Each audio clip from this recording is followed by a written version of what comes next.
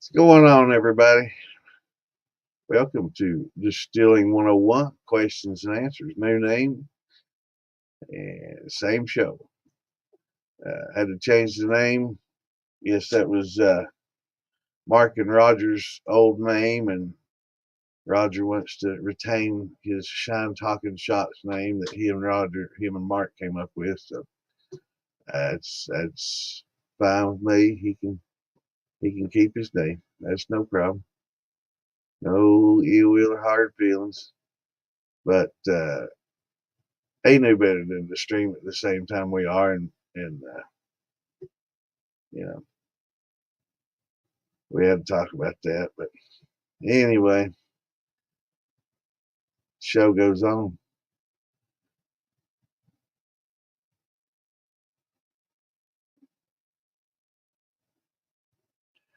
Let me get some links posted here as soon as I can find the link.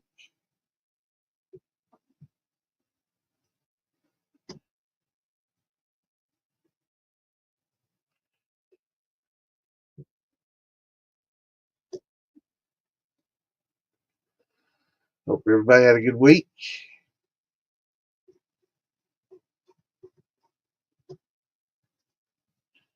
and I hope everybody has some questions for me. Yeah, I still feel like crap, so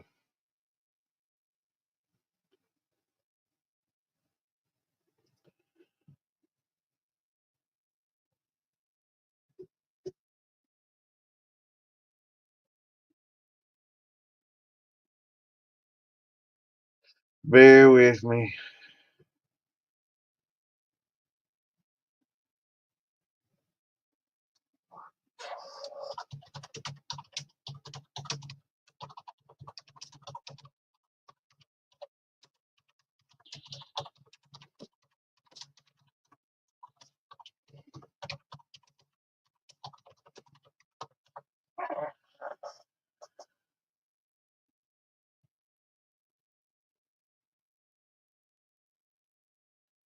Give me a second to post the links everywhere, y'all.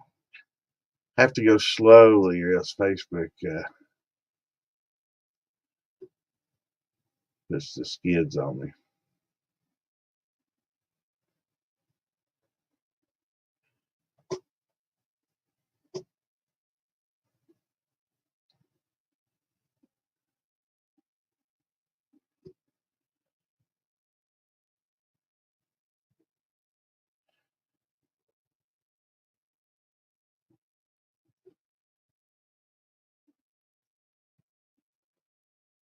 So just bear with me.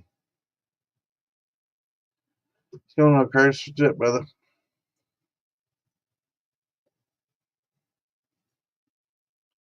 Let me share some of these links out there.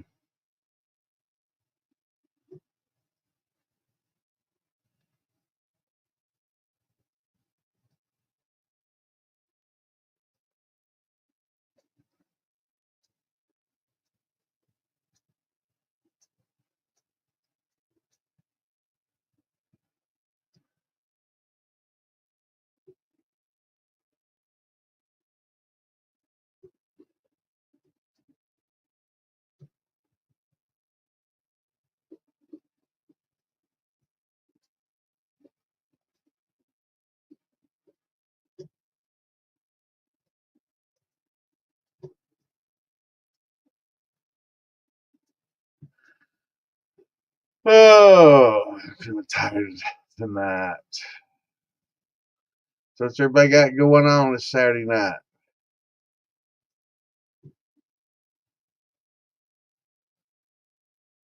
I'll take a little short break from posting here a second so I can give Facebook a little time in between posts.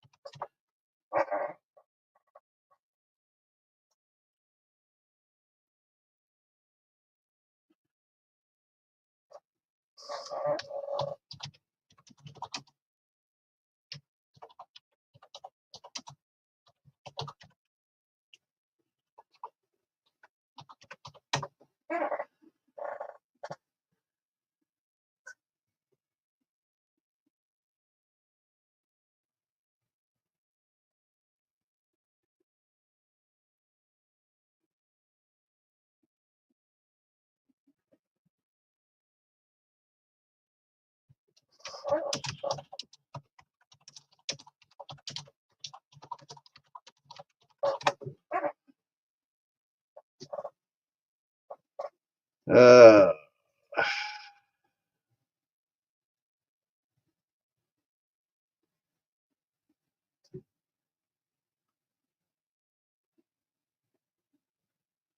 going on, Colton? How's it going, brother? Posting links. Just a few.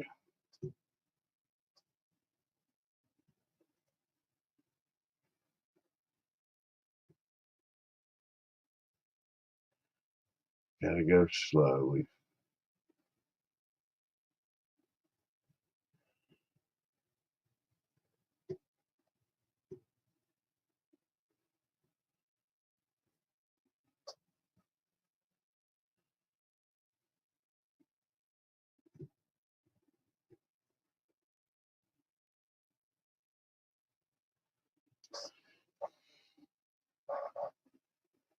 Man, I hate that big picture of me on there. Let's see if I can. There. That's better.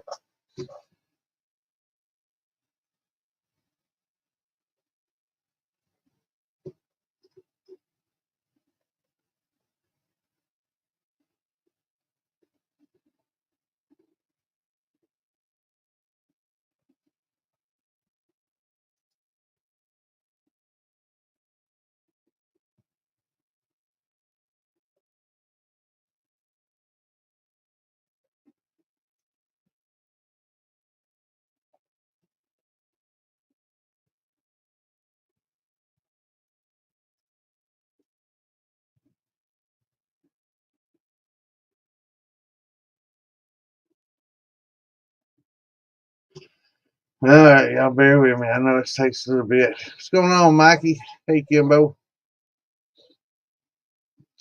What's everybody up to tonight?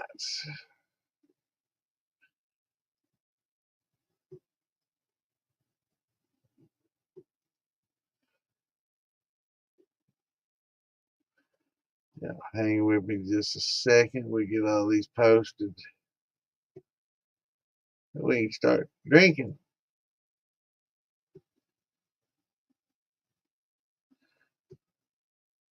Ah, damn it. I knew it was going to hit me soon.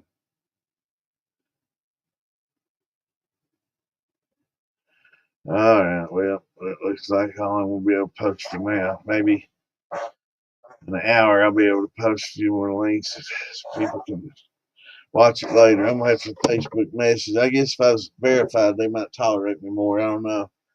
I'm going to have to talk to them and see what's going on. And see why in the world I can't post a few links without getting the spam beat down.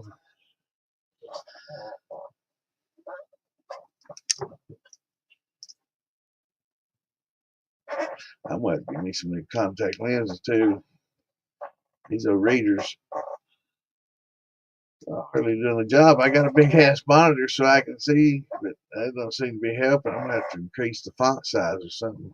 Getting old, I guess. So what's everybody got going on?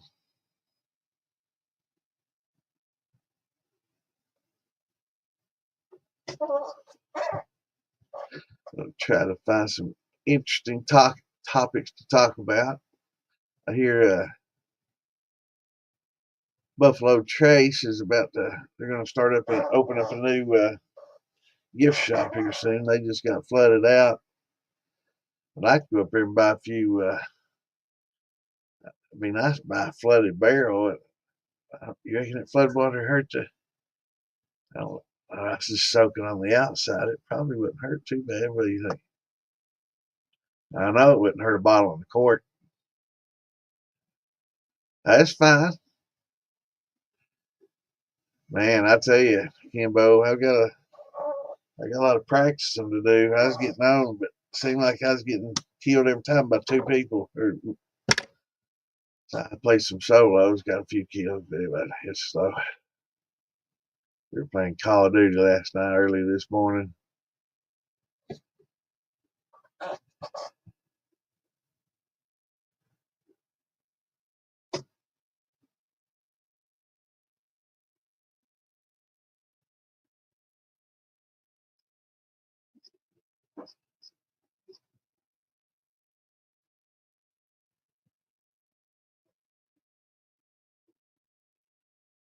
Well, Facebook's about to make me. I don't know what the hell.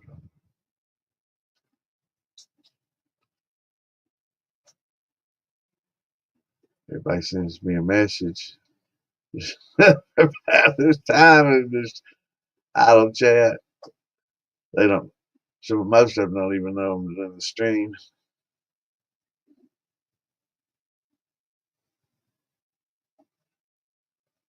Uh, so what's on the chat list now? Oh, I got some a new sippy sip. I even had some a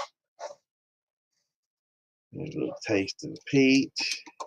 Well, I'll do the peach second. Let me do got some new sour mash from Jeff.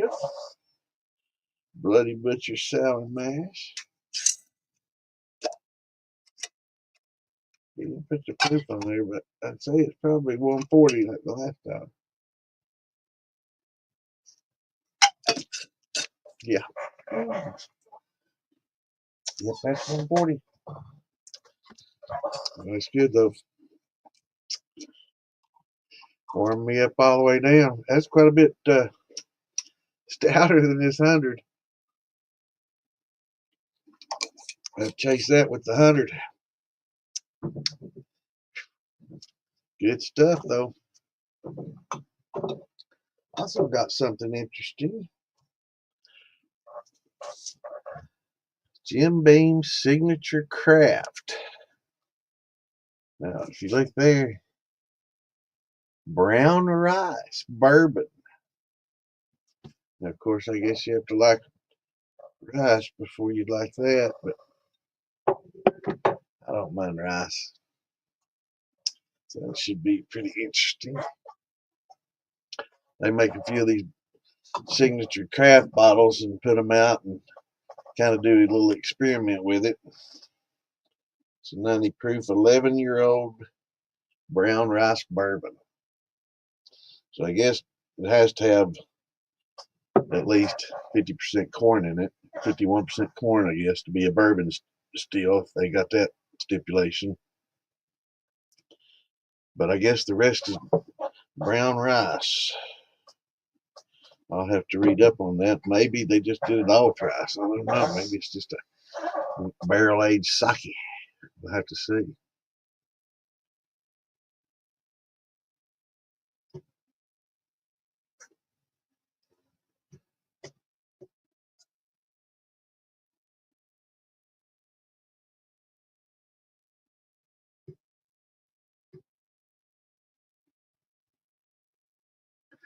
So you've been running Mikey.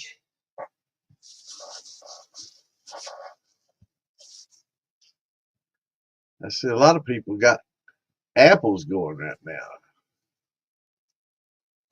I've been seeing in a lot of the groups.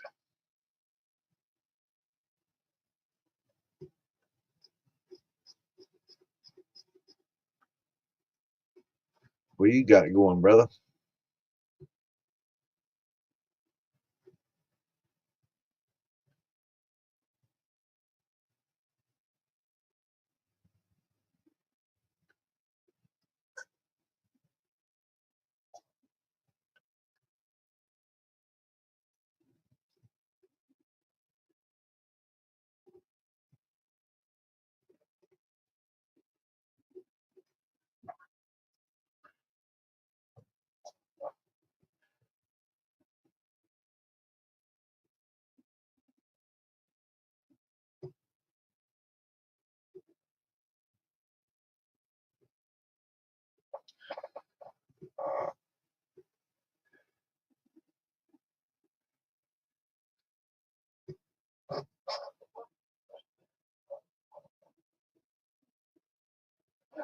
Yeah, I've got to get out there and start grinding some grains. I've got still got a lot of work I got to do in this basement first, but I guess I could get something on water and let it be fermenting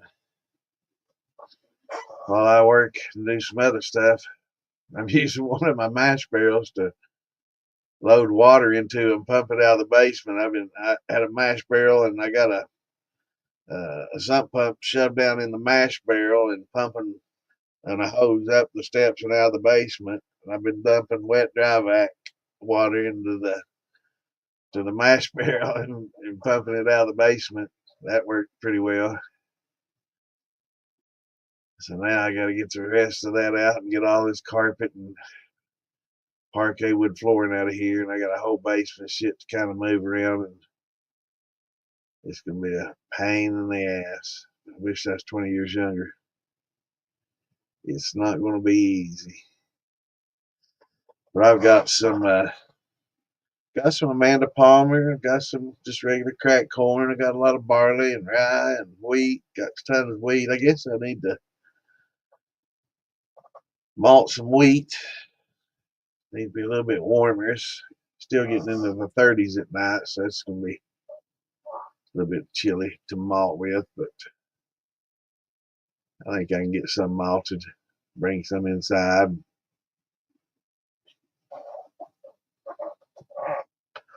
So what kind of taxidermy you doing, man? Well, I guess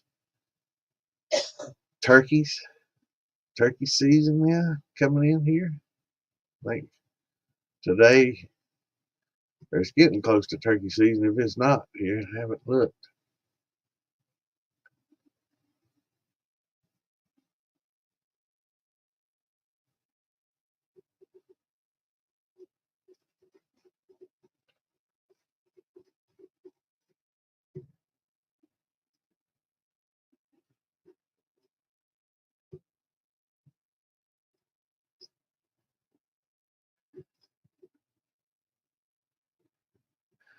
See some people posting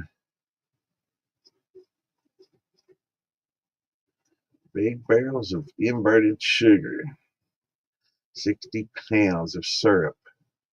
I don't know, man. I bet that's pretty expensive.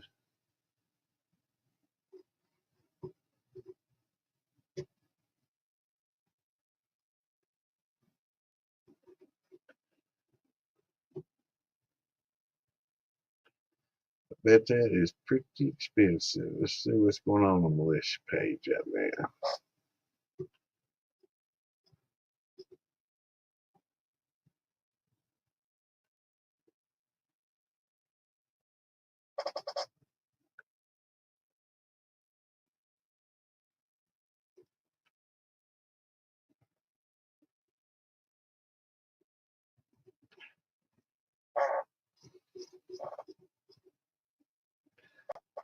Yeah,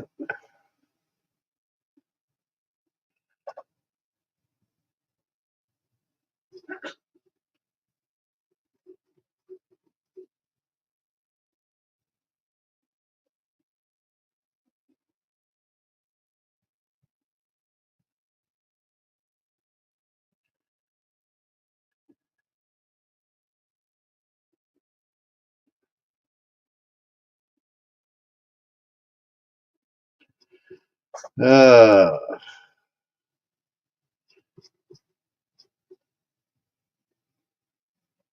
Corey Wells. Nice little pot he's got there.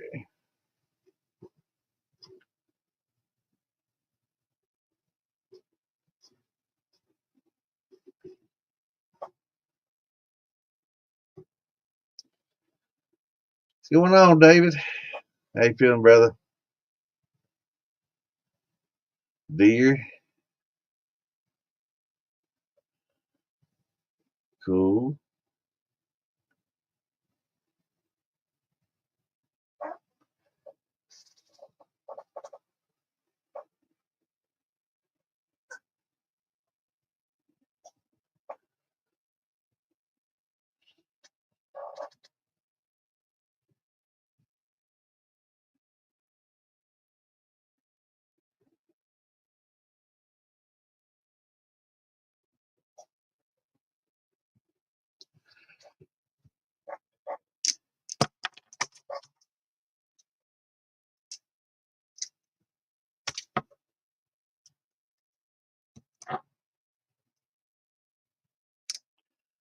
You better be kicking.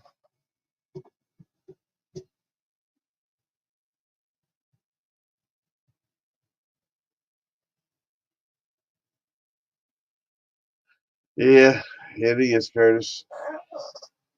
Hopefully it won't get moldy. I've got the fans going and the dehumidifier running, and yeah, you turkey did. Yeah, turkey season. I think it started in Tennessee today, and I'm pretty sure Kentucky as well. Let me check it out. I used to do a lot of turkey hunting. I hadn't hunted or fished in quite a while. I need to take some time to get back out and do that.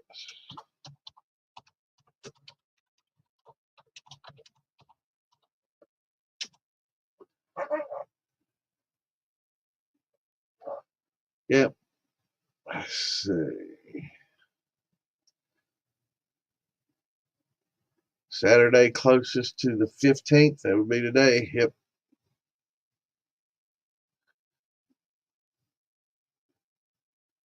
And that might be youth. Let's see. Youth only April 5th and 6th. General season from the 12th to May 4th. So, yep, it started today. I was thinking so. I was thinking Tom mentioned it started in Tennessee today as well. So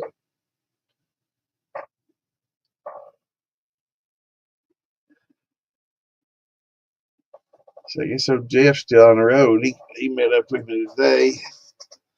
I got him this bottle of the Woodford chocolate.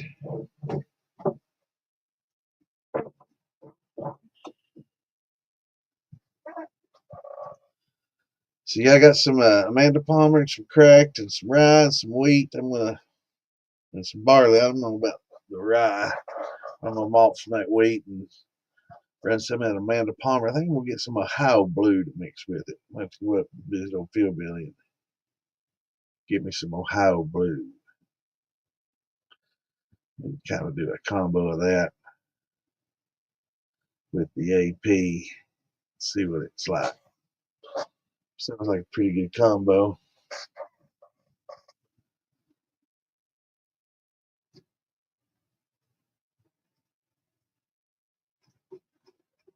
Definitely should be good.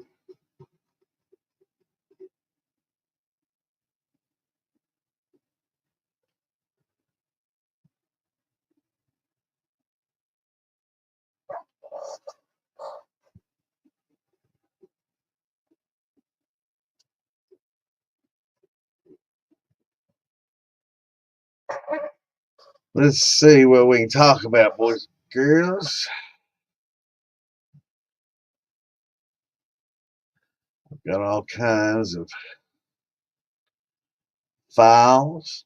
I'm gonna have to start to get the basement cleaned up. I'm gonna start going through some of my distilling files, documents, distilling.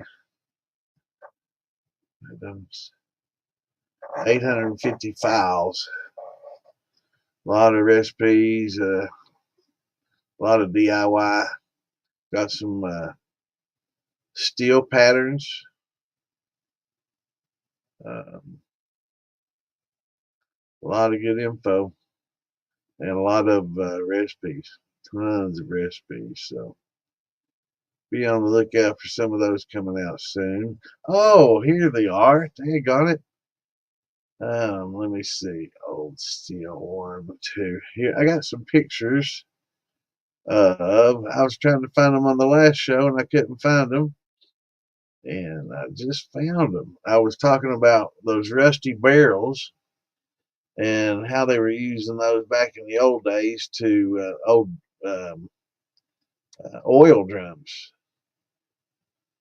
and how they were using those to distill in, and that being one of the reasons that people did the moon burning the moonshine was to see if it had any rust in it. There's no submarine pot from back in the day. Reckon they did a little running in that area there. Yep. Yeah, I've got some. I'm gonna start uploading them in the militia. But you can see where they welded three 55-gallon oil drums. They'd get the oil out of them. Thank God. They'd cut the lids off. They'd scrub them out best they could, rinse them out, then they'd weld them together. And then you can see where they welded this barrel on top. Now that's an old time submarine pot right there. That's pretty cool shit. Look at all the mash barrels they used. But you get a lot of metal ions from this carbon steel. That's why you got to use stainless or copper or aluminum. People say not aluminum, but a lot of people have been eating food out of aluminum for a long time. You cook soup out of aluminum.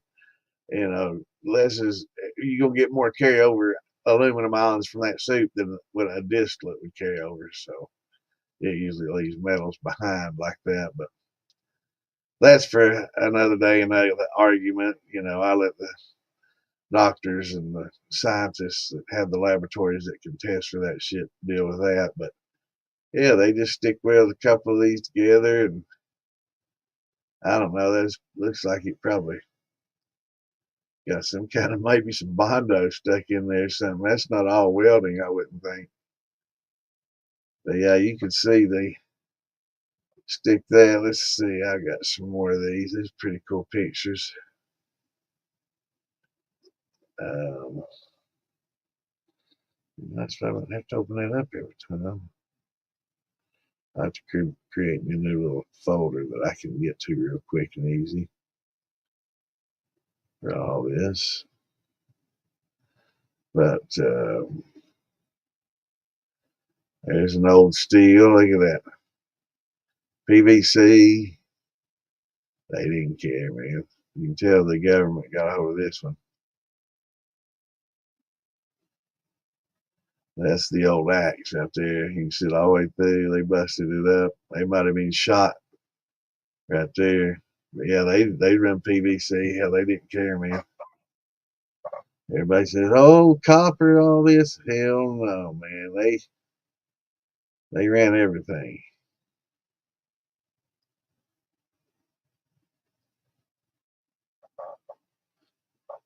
I'm gonna have to move all my stuff up there though. That's for sure.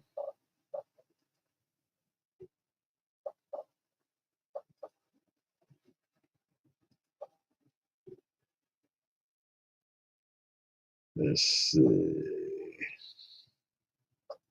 They should let me open up more than one at a time. This is a different boiler. This looks like a bigger steel. Maybe might have been a water heater or something at one time. It's a heavier gauge steel. Looks to me like they blew that up a little dynamite. I don't think their axe would go through that. That's probably an old boiler for a radiator system or something. That's an old boiler, I'd imagine. But that's the kind of stuff they made. You see the barrel there. But that's the stuff they were making the steels out of. It wasn't all copper and pretty back in the day. They were whatever they could use, man. Whatever they could get and use, that's what they were doing.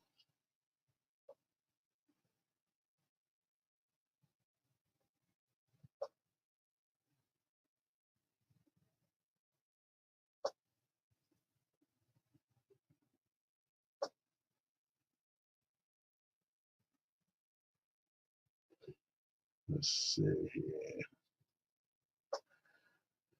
Yeah, there's that.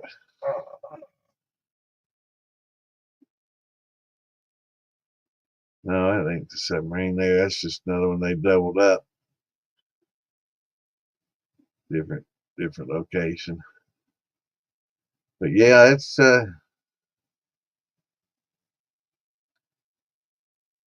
pretty wild. That right there, man, it blow you away. They'd use PVC and they'd go into a car radiator.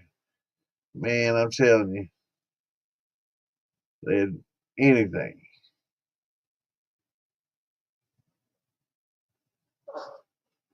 You know that's not safe. Not at all.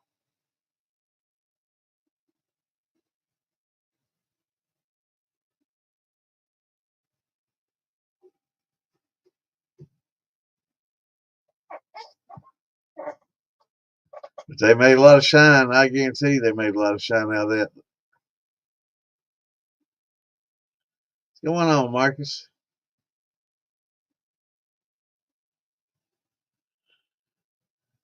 What's going on, Mark? Shadow and Mark show at the same time. What's up? Just showing some old pictures till I get some questions or some chat going. But this is the old time submarine pot. Look at that shit. Oil drums. Man, that's crazy, isn't it? I guess some of y'all didn't see this one. Look at this. Oh, not that one. Here. Look at this. They're running PVC, man. They didn't give a shit. Running PVC. But yeah, you don't want to drink moonshine made out of carbon steel like that. That's why they burn it. All that rust and metal ions get off into your shine, and it would burn with yellow streaks because iron burns yellowish red, and it'd burn with streaks.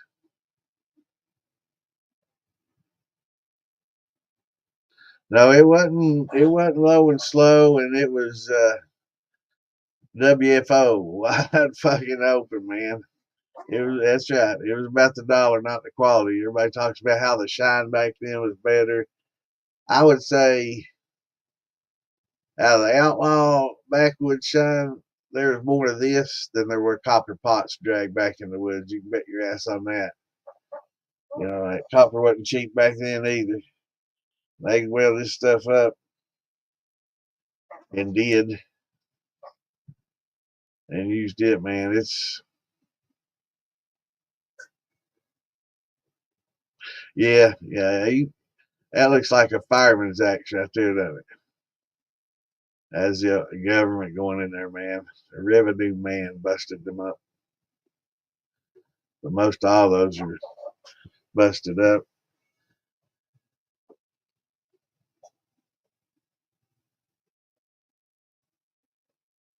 Pretty cool.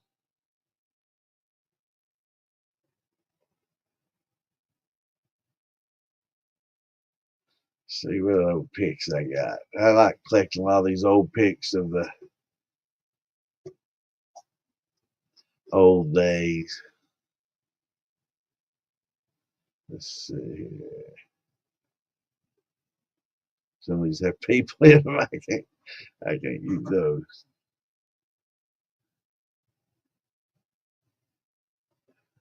But yeah, I've got a ton of recipes and some patterns to share with everybody. I'll be posting those on the militia page when I can get some time.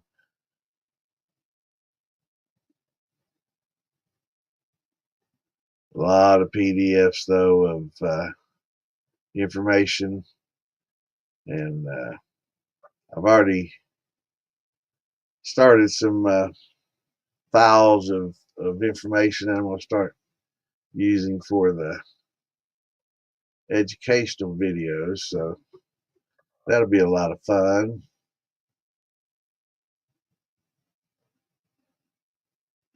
Sheet metal wrap, yeah, man. Yeah, anything they could use.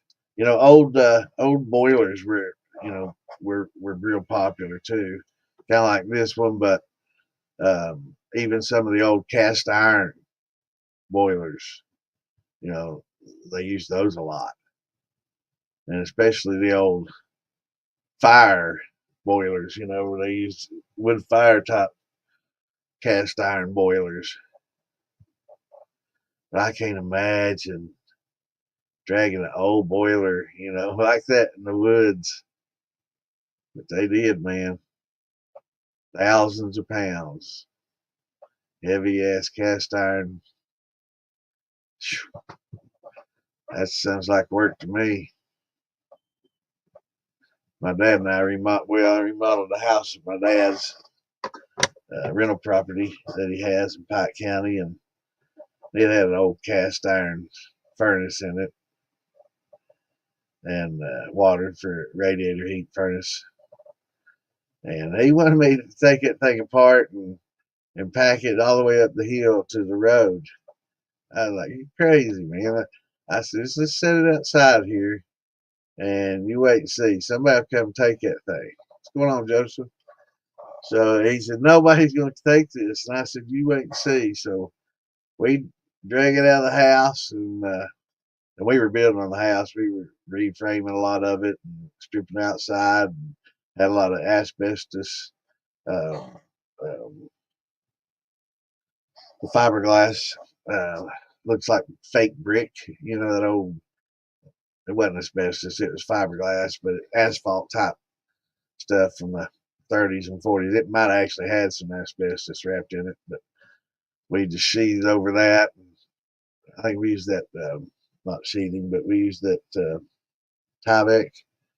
Just kind of sealed it and then did some siding over top of that. Yeah, Damon. Just jump in and don't even say howdy. But that we set that thing out, and the next day it was gone. And we talked to one of the neighbors, and he said, "Yeah, there's about four of them grunting and working and dragging all those pieces. I guess they pulled it apart." And he said, "Yeah, they spent a couple of hours working and grunting and dragging all that cast iron up the hill to their truck." And I mean, they felt like they were stealing it because it wasn't just like dumped out beside the road. So they felt like they were stealing something, and they were, I guess, just taking it to the recyclers and buying them some pills or whatever with it. And a lot of people can't leave nothing out. That's how what my copper caps on my 80s. They both got. Somebody decided I didn't need them as much as they did. I'm sure they ended up at some scrap yards.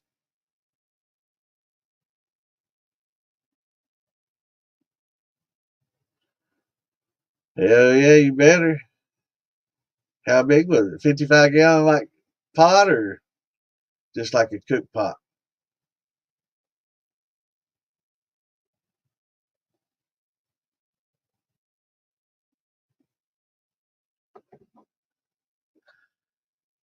Damon, you working? Or you off for the night?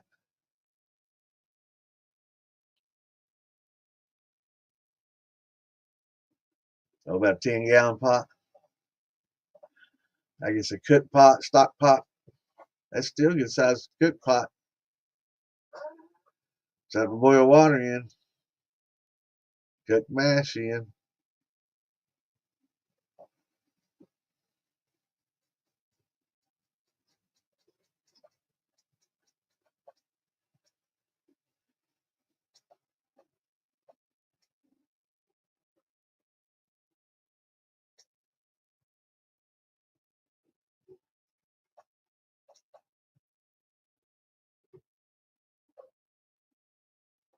Hell yeah, I get it. I damn sure get it. You better get it before somebody else does.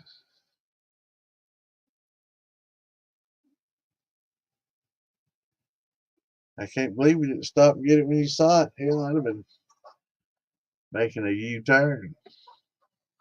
Yeah, I thought this was cool as shit, man. They had to bone that up. Look at it, man. How it just bent like that. That was dynamite right there, brother.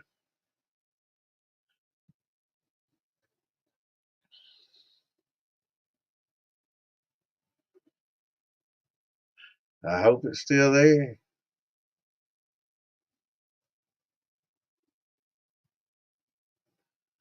So you working, Damon? Are you on break or you off for the evening?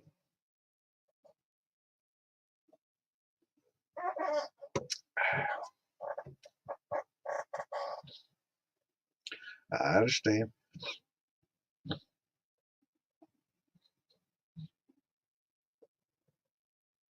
Now you got a pot to piss in.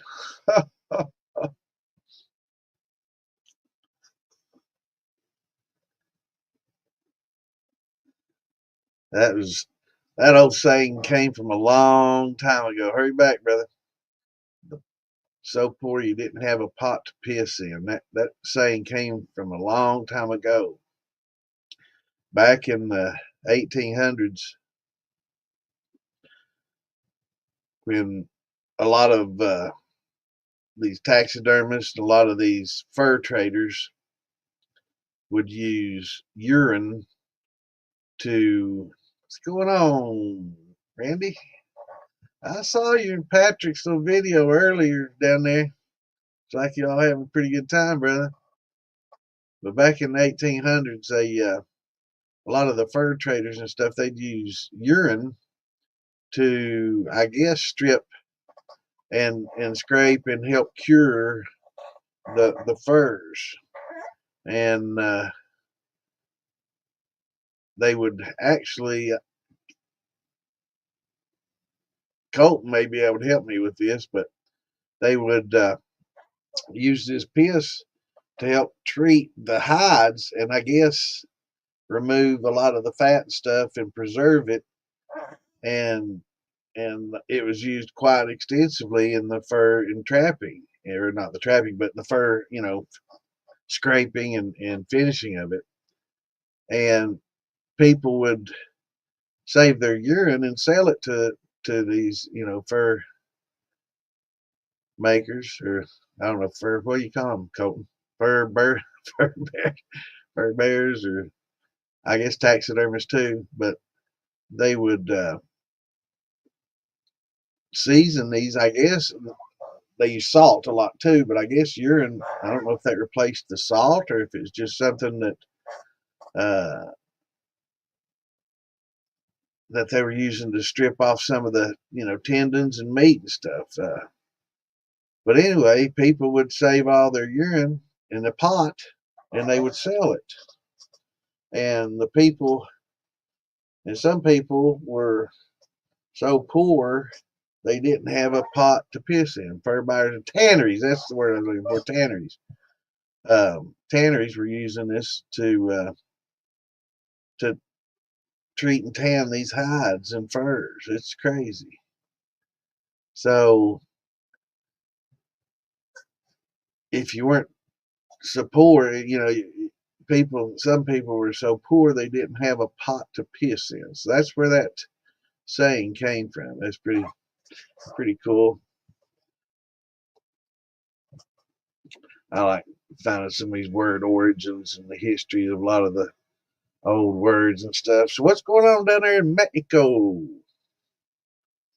Y'all having a good time? Look like it. Look like a pretty good time down there.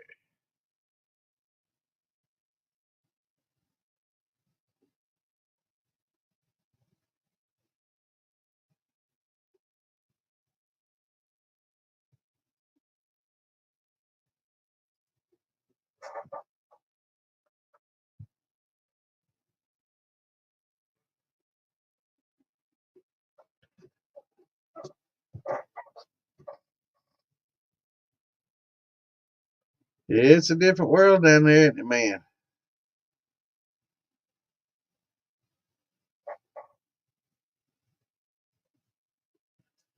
Yeah, man, down there, you can stretch a dollar a lot further than you can here, that's for sure, man.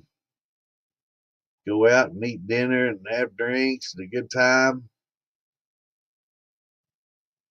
on a handful of pesos, I guess. I don't know. I don't even think pesos are worth much down there, but you got the dollars, man. You can do quite a bit. But yeah, I thought that submarine pot was pretty fucking cool. So that's 55. Another 55, that's 110.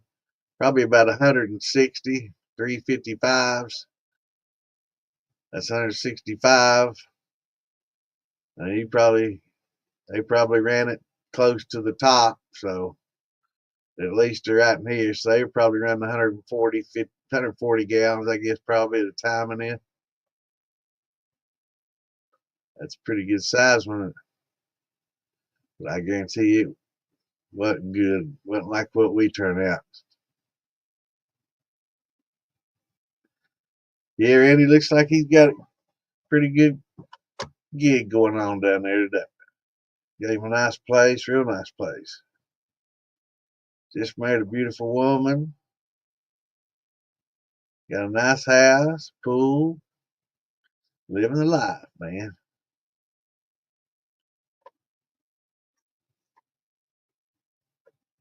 Yeah, man, every place burning right now. What the hell's going on with that? Man, I've seen more fires this year, and yeah, I'm still got the damn moths. I'll change my name to the Mothman. Mango and blue corn, awesome. That sounds good. How long you staying down there, brother?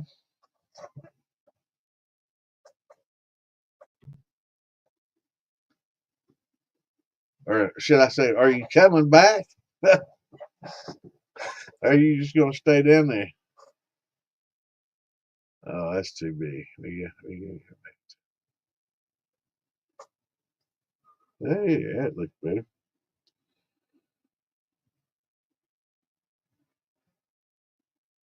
Cool, cool.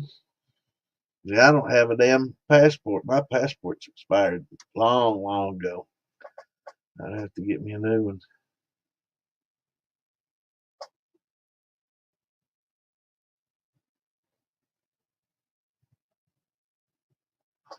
Yeah, man, there's a reason people get rich and take their money down there, man. I mean, you can retire on less money there than you can here, that's for sure.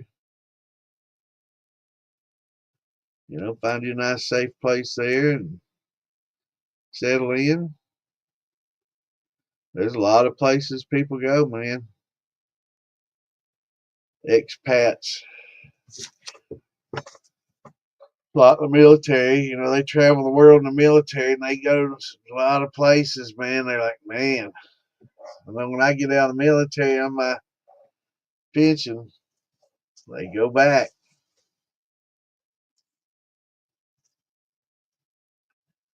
Yeah, it looks nice down there, man. I'd say it's a beautiful country too. Is it pretty warm down there about right now?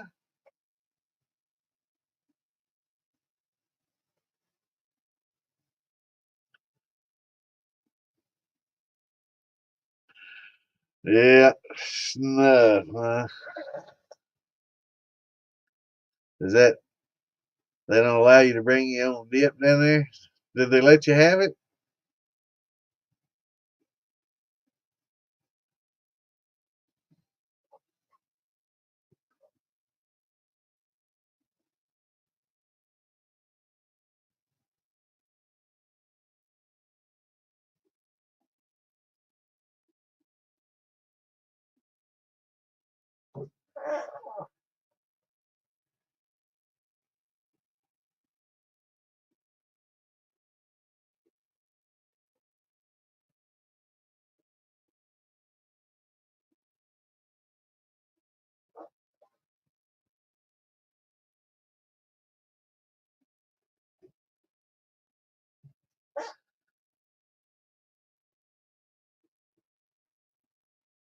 That's cool.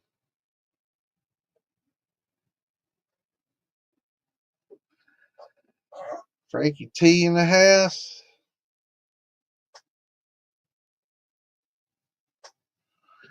What's going on, Frank? Yeah, I don't see the notifications like you all do. I'm in StreamYards. I wish they'd show these notifications. But I guess you have to be on Facebook. Don't have any of the YouTubers on that. I see Coltman and Curtis, but that's about it. Guess on Saturday night, getting nice. People starting to go out a little bit more.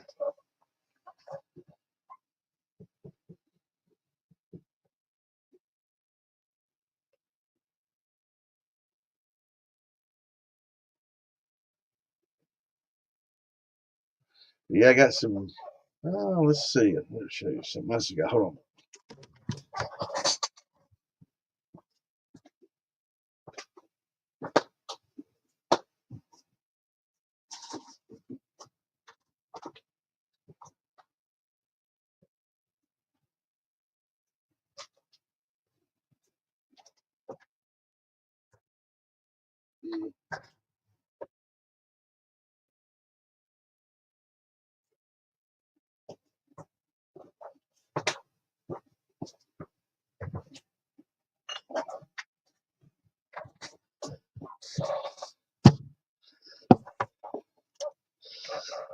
Some of Jeff Singleton's tequila, aged and clear.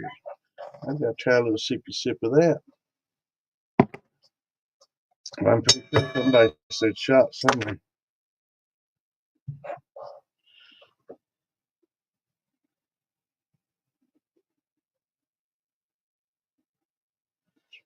$170 proof, thinking it was 80. What the hell is you drinking?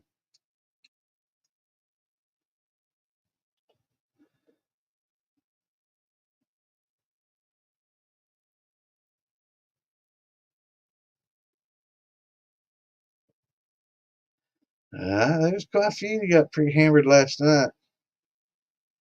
I think old Jim, old Jim kind of passed out on us last night.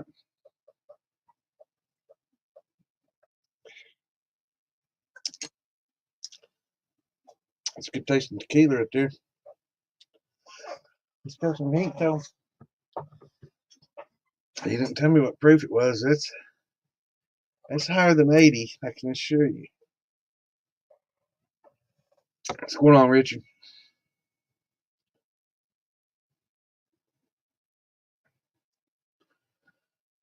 Sure, buddy. Send it. I will save it and post it right up here, man. Send it right on over. Send it Messenger. I can save it right out of Messenger.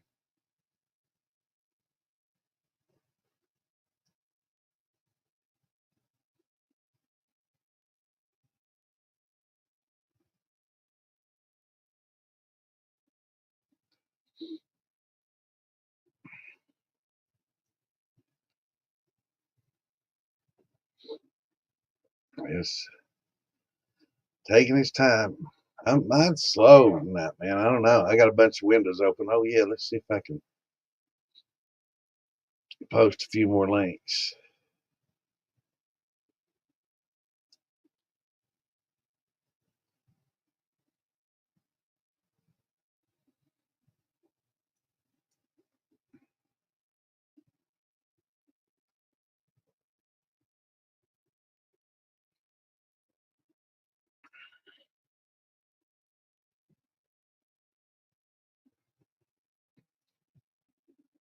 Not yet.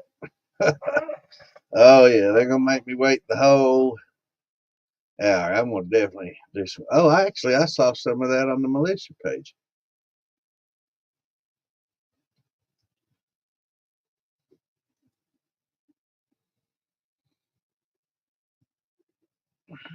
Let's see here.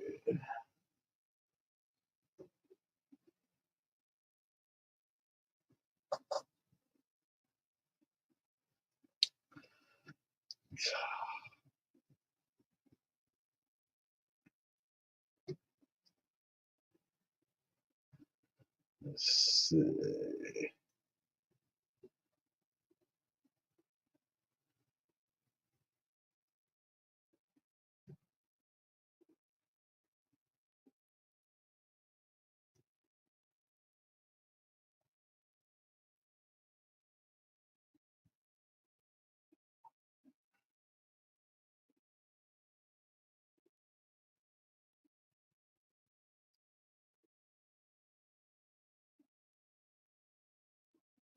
Let me find it.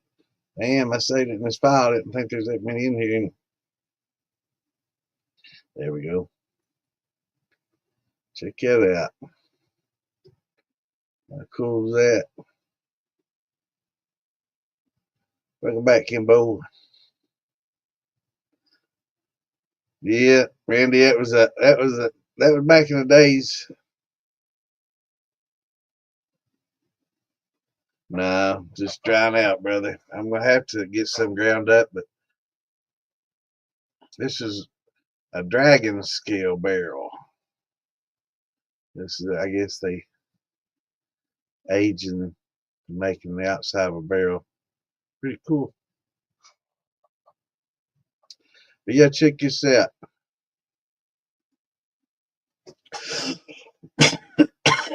This is the old style, and the I still have a sore throat.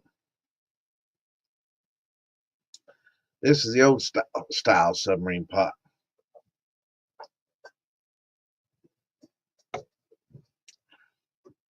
made with 55-gallon oil drums, Randy. Reckon that's pretty good stuff. Here's something else they did a lot of. Boilers. Look at that. That thing got blown up with some dynamite for sure. But here's what really gets you. Old black PVC pipe coming straight out of the boiler. They didn't care.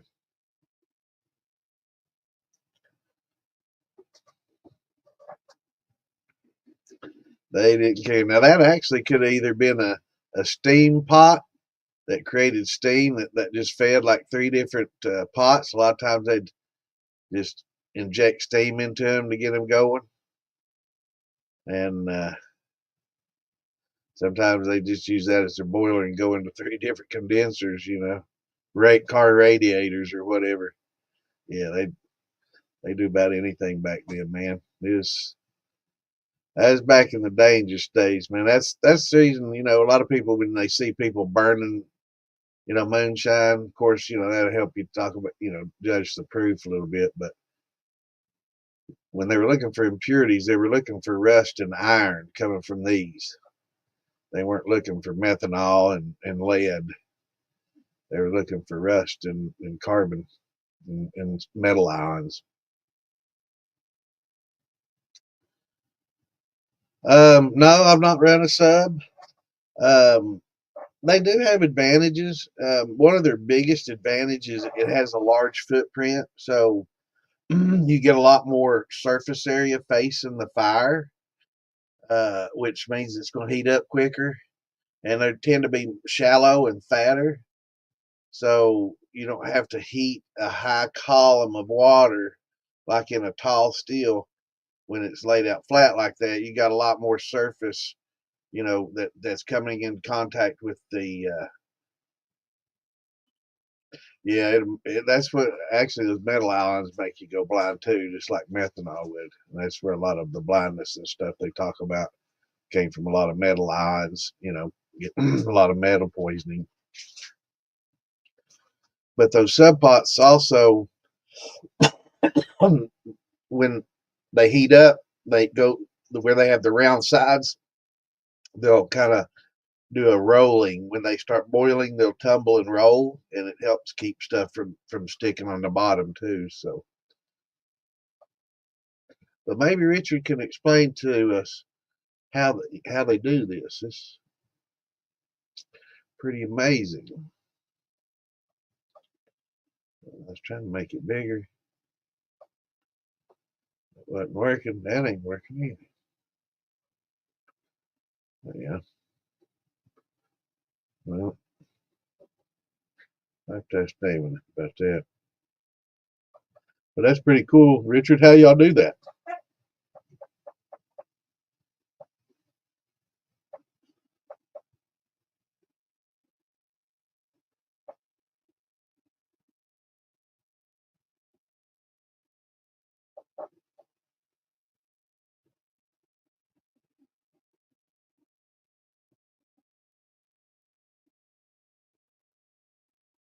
No wood was harmed. That's cool.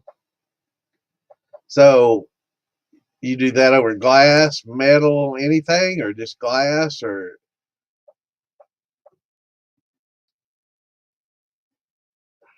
I'm not familiar with the process of what's going on there. I thought that was metal. I didn't realize it was a glass barrel. I thought that was a metal.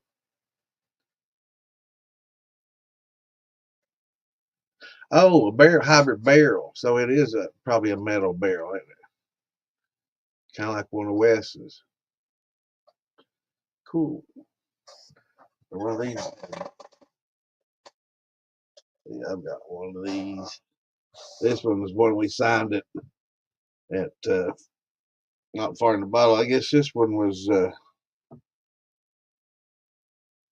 Maggie Valley last year or year before. I can't remember. That might have been the year before. UV resin. So the Dawn dish soap gives it those sudsy bubble looking effects, I guess. That's pretty cool, man. Really cool. Call it dragon scale. I like it.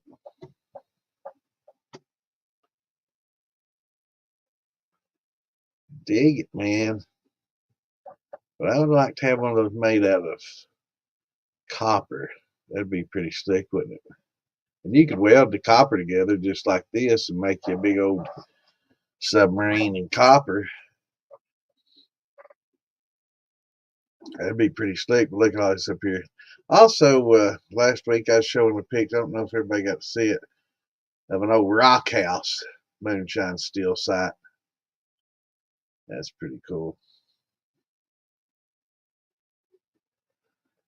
But yeah, I have to find where I got most of my pictures, man. I got my file, my OneDrive on the Microsoft OneDrive. I had so much pictures and so much stuff in there. They were trying to bill me, and I was like, hell no. And they was like, I couldn't store any more files in it, so I had to start moving files out of there and canceling the OneDrive, and so I'll have to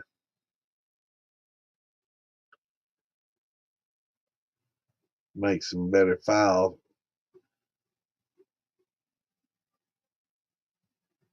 better organized files, I should say.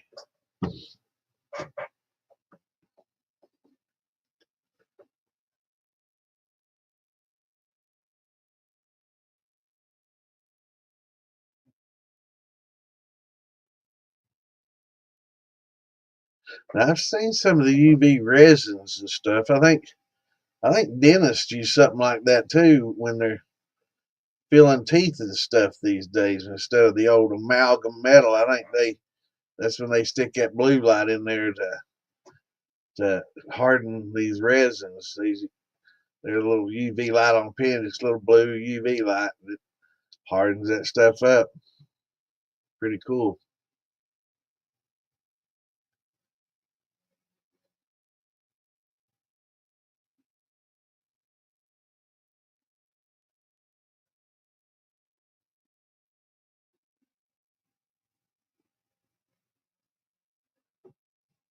Yeah, I'd be interested in be a good little video to make. I know you sent a video, but let me check it out real quick. Find it.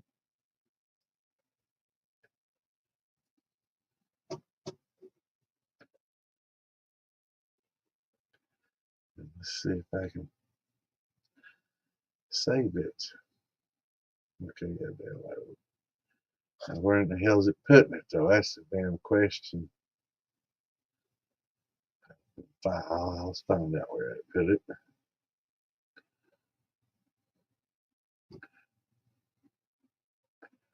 Let's see where. They're not even telling me where though. Media player. Uh, Downloads. All right, so it'll be in the download. Let's see if I can get that little video on here, brother. It shows it spinning around. You can see all sides of it. Yes, you should do a video of the process. I don't know though. Each everybody do it, and then everybody be doing it. Nobody be ordering it. Let's see here.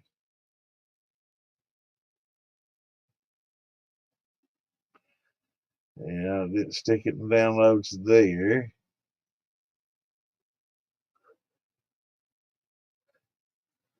Check it out.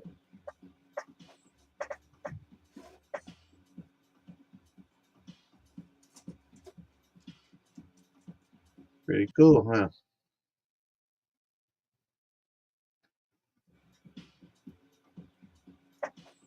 Pretty neat effect. That'd be cool as shit too. You know, you find some of these people doing like reenactments and stuff like that, and swords and shields. That'd be nice to have a shield made of it, you know, and call it a dragon scale shield or something. Chameleon mica powder. Cool. It looks pretty damn cool, man. I like it. That'd be cool as hell, you know, have your little suit of armor with dragon scale, you know, all over it. What's going on, Brian? What's up, brother?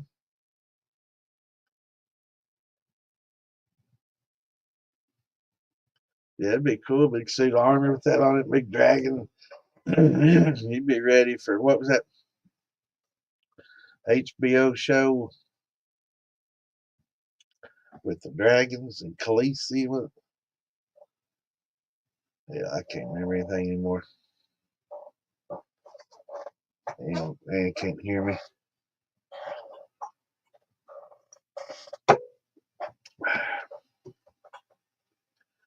Yeah, that's pretty neat. I like it. Let's see if it'll play again. There we go.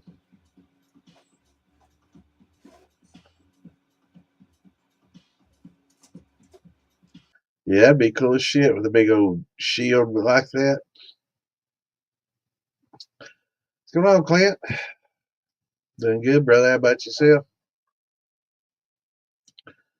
Just showing him an old submarine pop, maybe a 55-gallon drum. Another damn moth, man. I swear I'm just going to change my damn name from Bad Santa to Mothman.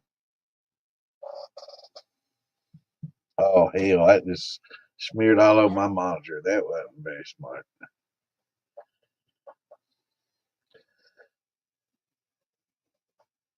Yeah, that's cool as hell, man. Make you a big shield out of that and some armor. Trying to think. Game of Thrones. That's what it's called. Make you a big Game of Thrones armor. Yeah. Be a dragon slayer.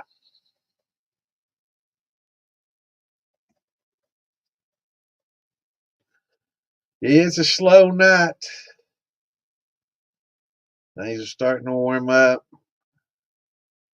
People getting out. I can't believe I just smeared this little bitch all over my monitor. Guess I have to wait for them to fly over and swat them. Look like some crazy man swatting bugs.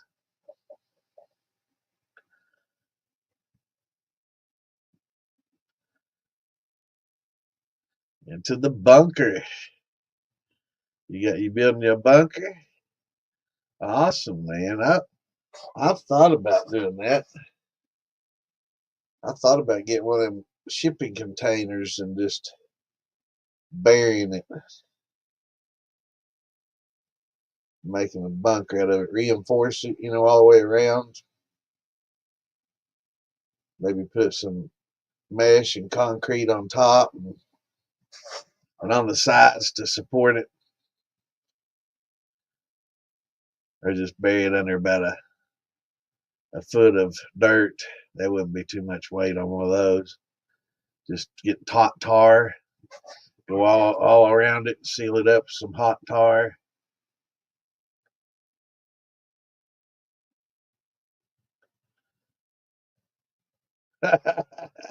Yeah, I should post that on Facebook Marketplace. 150-gallon submarine pot. Needs a little work.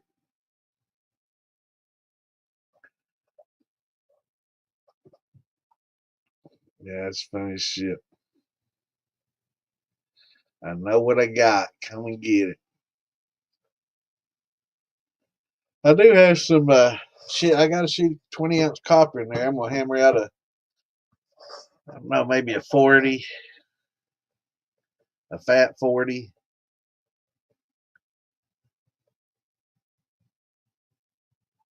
36 feet by 25 feet. Damn, that ain't small. That's big, bro. That's that's a trailer.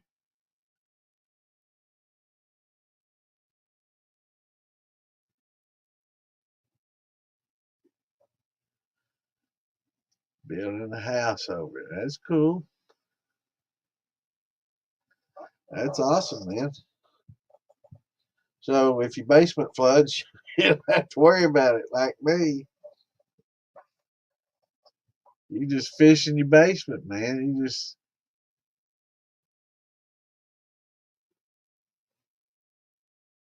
that'd be pretty cool, man. Just go down the basement, wet a line.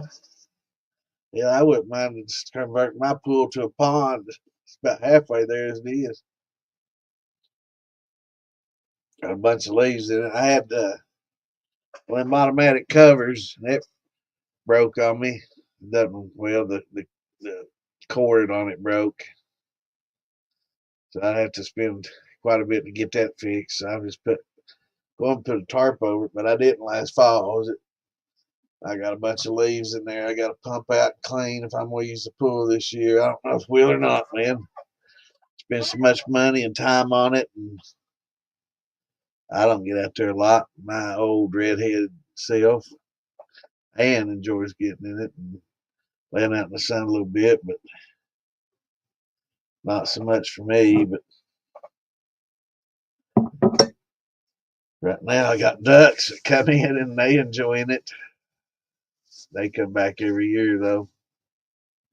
They've been coming here for 4 or 5 years.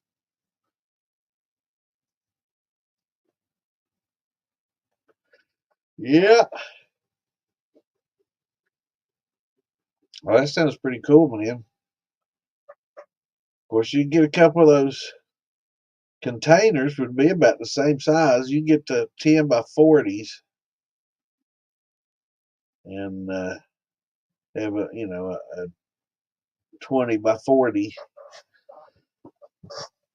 and tack the two together. And I guess you'd have to weld the roof all the way down the center and cut it on the inside and seal it real well.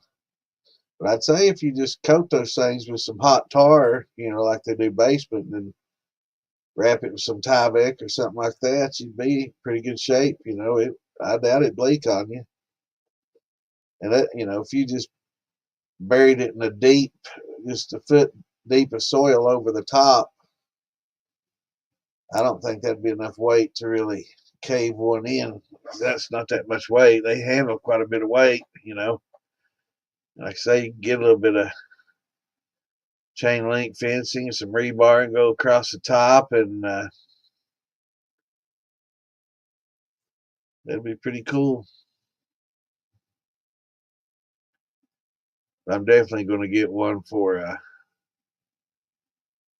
storage. I've got an old wood storage building out there, and damn termites got to it. So I don't want to just put another wood one out there to feed the damn termites. So I think I'll give me one of them shipping containers and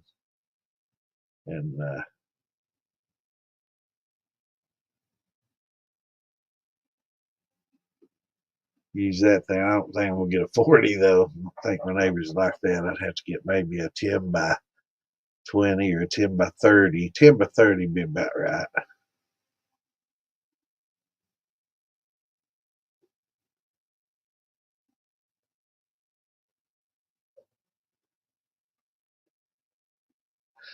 Yeah,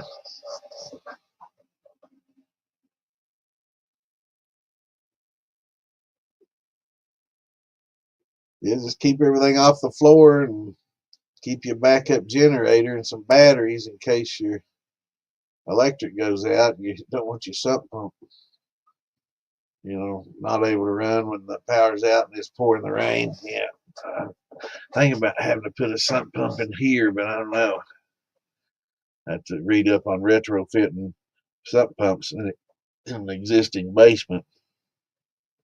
I know I'd have to pack a lot of gravel around it and stuff, and deal with that. So, but it's the second time my basement's flooded on me. So it's in about 17, 18 years. I had it fixed, and I've been through some pretty heavy storms. But this one, I don't. It wouldn't matter what I done. It was going to flood because there's cracks in the basement wall, and once the ground gets saturated, it don't have nowhere else to go. So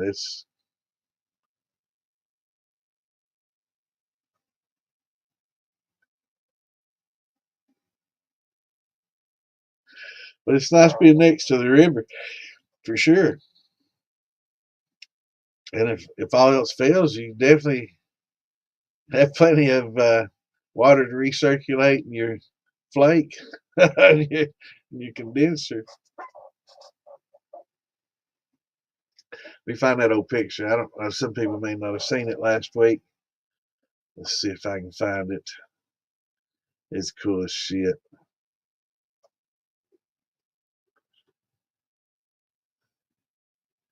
One of my favorite old pictures.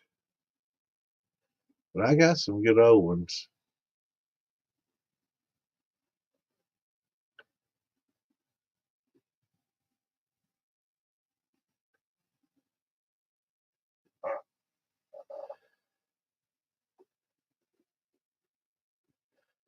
Yeah, I have to go through all these and sort, and I've got like 3 different places I've got stuff stored now, and that's got to be fixed.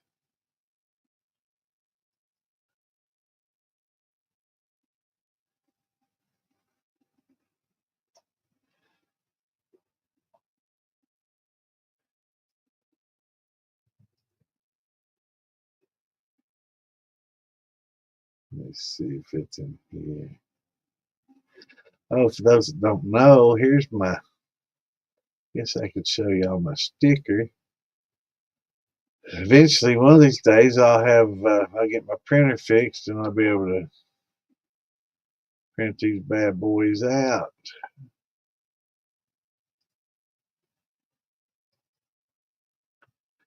If I can find my original.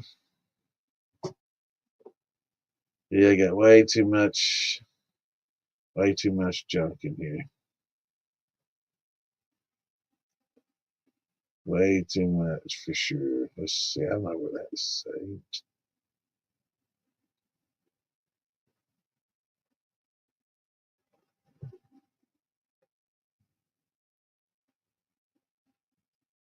Let's see. It's gotta be.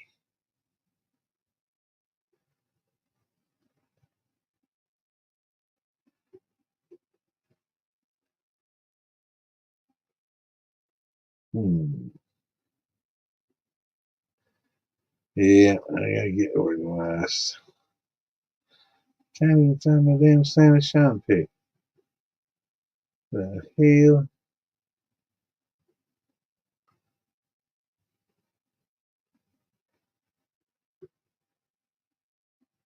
Yeah, I'm definitely gotta go through here and organize shit.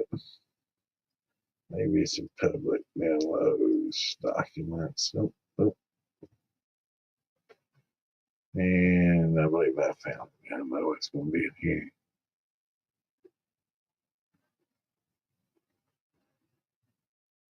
Some of the time.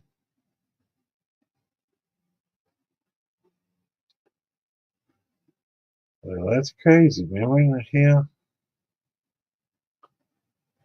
Oh well, I'll find it for next week. I got a bunch of. I know I'm probably just looking over it because it's got to be in one of these files here that I'm not there. I've got too much shit in too many different places. I'm gonna have to put it all in the same place. Wait a minute. Let's see.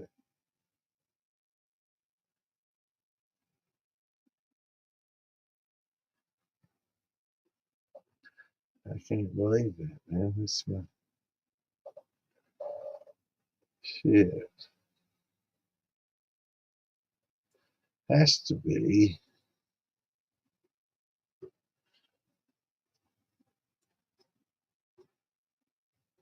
That's crazy, man.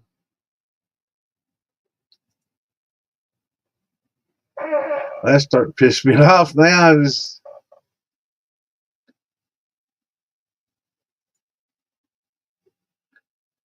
Oh yeah, I'll find it. 300 yards across the road.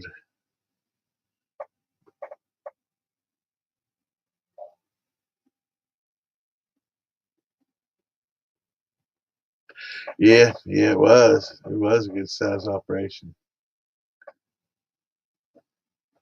I know I have to be looking right over top of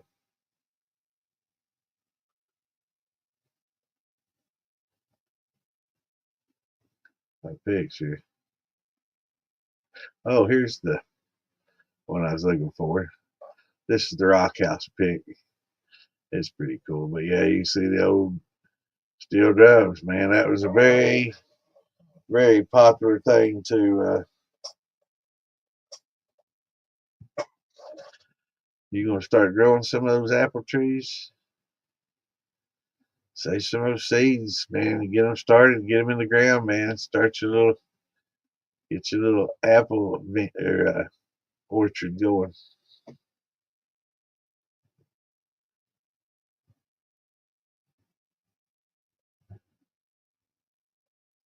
Yeah, that's cool as hell, man. I've been thinking about doing stuff like that too, man. I love that shit because those things are cheap as shit, man. You can get them like $2,000 for a decent looking one. I guess if it's bent shit, you can get them even cheaper than that and hammer them out. They ain't hard to hammer, it's thin, but weld them together, they stack real well. You know, I've seen some pretty nice homes made that you wouldn't believe. You know, some nice contemporary homes made with them. They're pretty cool. Yeah, they make a pretty good little storage building. I wouldn't have to worry about the damn termites eating. That's my biggie. I don't want them all getting eaten by termites.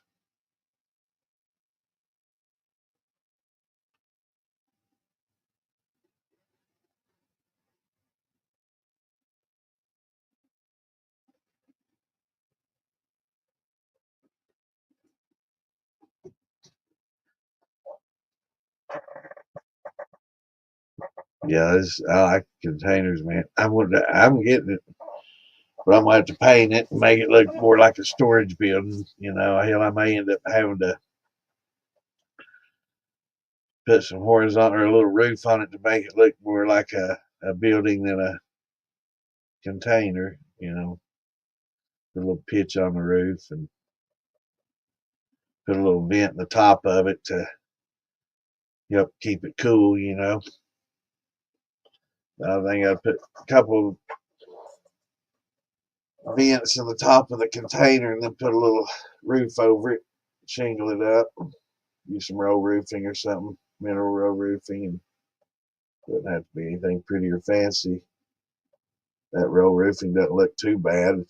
I put a pretty, I wouldn't put a big slope on it, so you wouldn't really be able to see much of it. But yeah, this is an old steel site. This is close to where we used to have a cabin. This is along the Kentucky Tennessee border.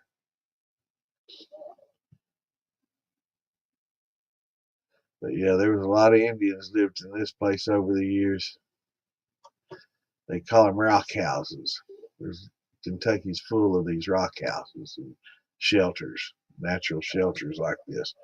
And you go all the way around this cliff line, and there's rock houses on all sides, and they just work around whatever the weather was. Like if rain was coming in this way hard and the wind blowing into the shelter, they just go on the other side of the rock and on the other side of the mountain and live in one over there until it changed, and then they just move around this rock all the way around it.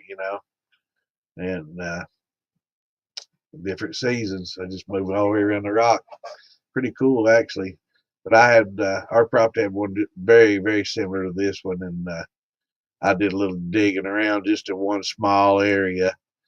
I got like a pillowcase full of flint and shards and arrowheads and brakes and stuff that they broke while they were trying to make them. And yeah,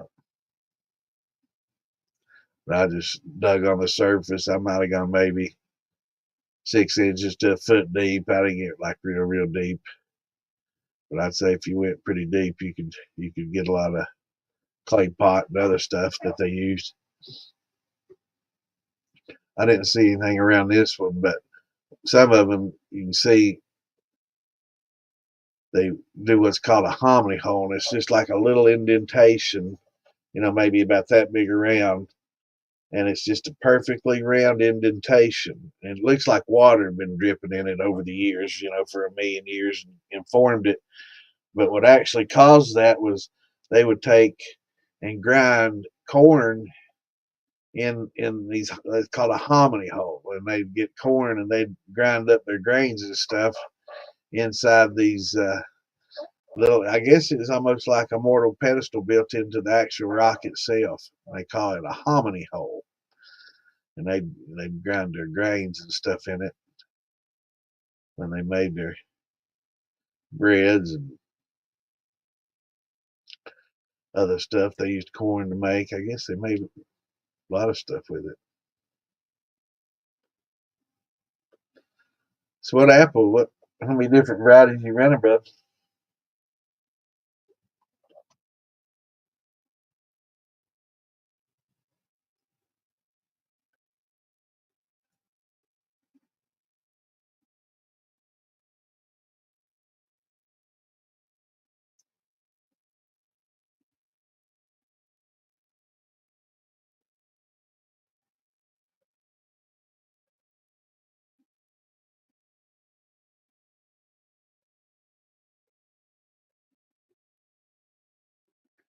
Yeah.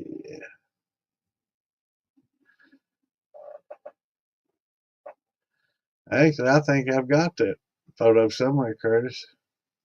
I've got a bunch of these. I don't know how.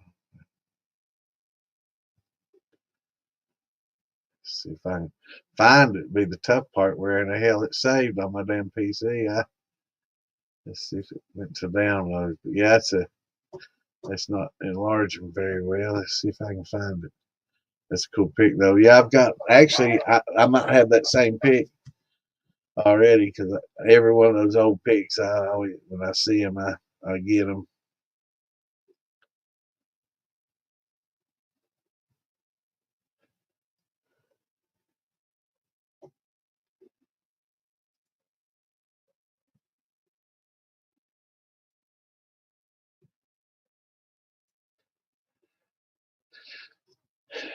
Damn.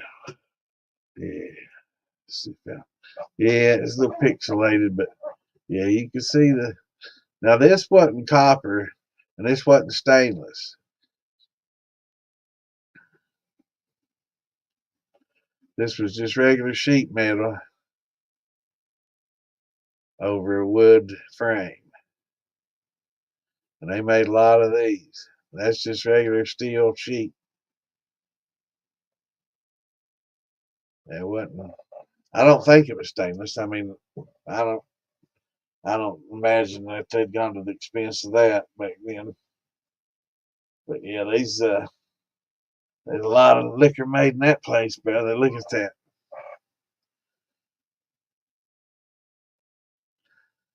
Whole lot of liquor.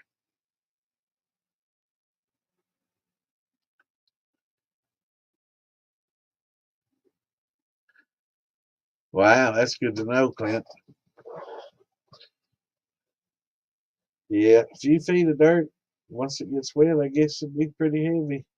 Yeah, I was thinking maybe 10 inches to a foot of dirt over the top probably wouldn't be too bad, but you'd have to worry about sinking in. As it settled on the sides, you'd always be feeling little settle spots until it got filled up good, unless you packed it real good to begin with. But I always thought it'd be cool to just go in the side of a mountain and dig it out, get an excavator, dig it out, shove a container in there and kind of cover it over.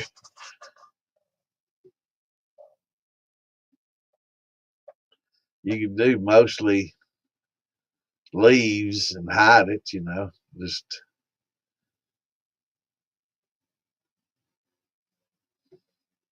but yeah, they were cranking out the liquor there for sure. One of these, wow, man, I don't know. Let's see. That'd be a 55, another 55, three 55s. I'd say it's probably close to 250 gallons easy, wouldn't you? Maybe 300. Because, I mean, a tote, you know, that's probably close to 300, I'd guess. What do y'all think?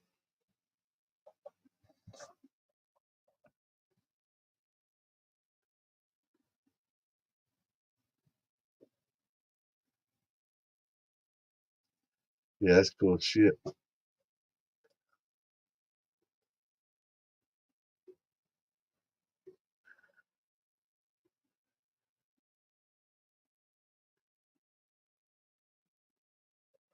Yeah, I've seen that. They get all the women to they chew up this fruit, they spit it into a pot, and they just women sit around and chew it up and get their saliva all. They'd break up the fruit, just chewing it, and then spit it all in a pot, and they I guess they just put saliva in that pot too, and yeah, I've seen that, and they ferment that, and make a wine, I guess, out of it.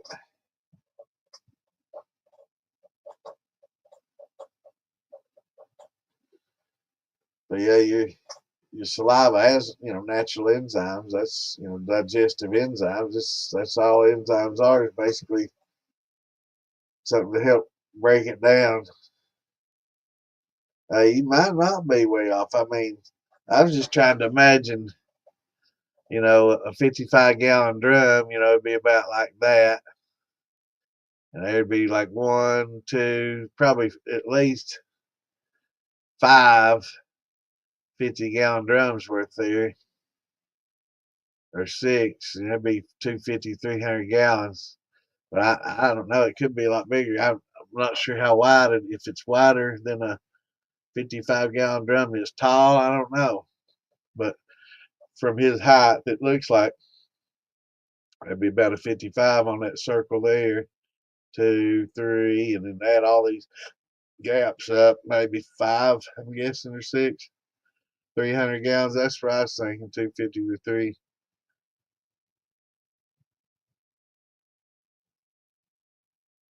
But hell yeah, 1, 2, 3, 4, 5, 6, 7, 8, 9, 10, 11, 12, 13, 14, 15, 17, and looks like more back there and back into there, man. They must have had 18,000 gallons fermenting at a time. I don't know if they had fire underneath all these at the same time or what, but that's a lot of liquor.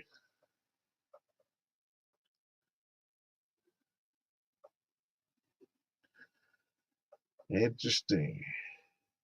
Yeah, I was thinking if you went, like if you went over the top of it with like some metal mesh, and then down the sides, just put some concrete, reinforced concrete with some rebar on the sides and let it harden, and then panned you out a roof, and then made it kind of rigid with the concrete, and then maybe put a foot of dirt over it. I don't know how much time, money, and trouble that would be. Probably be pretty expensive to fill in concrete on both sides. I guess you could block it up if you had block, or I don't know. I've always, yeah, I'm definitely gonna get one, keep it above ground, but I always thought they'd make it pretty good underground bunker. I see they make a lot of these bunkers some of these old military silos and stuff. They make bunkers out of and selling them. Those are pretty cool.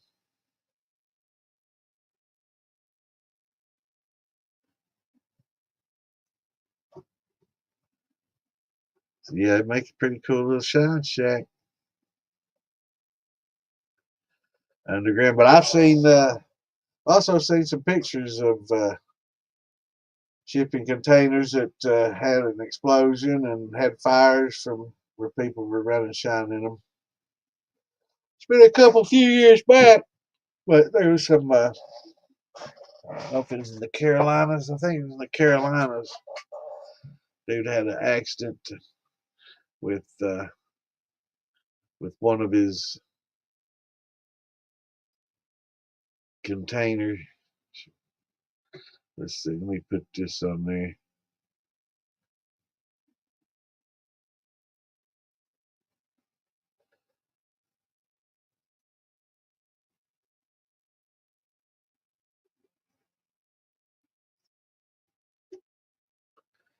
Yeah. Share a few more links for people who want to listen to it tomorrow. Actually, I get as many people listening to this show on Sundays and Mondays. I guess on their way to work and stuff, they'll pop it on and listen to it. So that's pretty cool. Not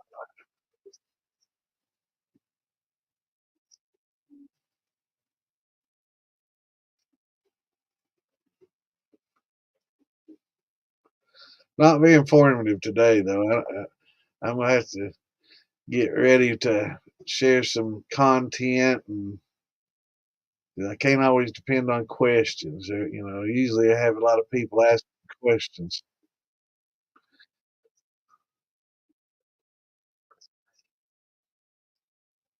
I like it when we get a lot of questions.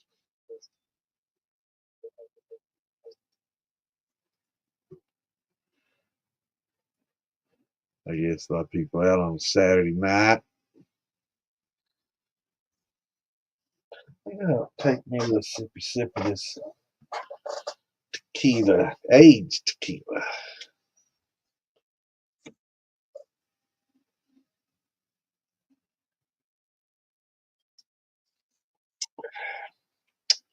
Yeah, I like it. I like it better than the clear. Definitely like it better than the clear. It's a little. I can tell the proof's not quite as high as that clear either. But yeah, that's good. Very good, Jeff.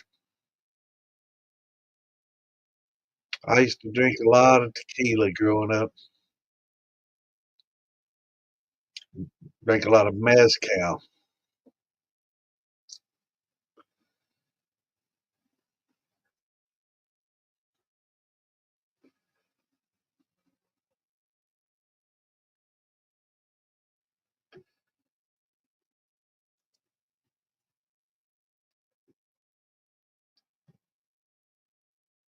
Yeah, I'm gonna get some information structure, and I guess I'm gonna start on nights where I don't get a lot of questions. I'm just gonna start discussing different things. I'm gonna start with. I'm gonna start with. Turn this volume down so I don't have to hear myself talking a delay. But I'm gonna start with talking about equipment, and we can all sit around and talk about equipment, and then I'm just going to kind of take different, go from equipment, one night, maybe a couple different nights, and then the next week talk about, you know, different mashes, maybe share some recipes and talk about mashing in for those that aren't familiar with it, and some good practices on, mashing in and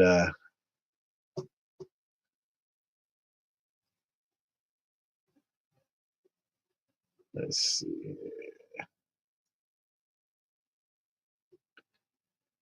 and, and start sharing those.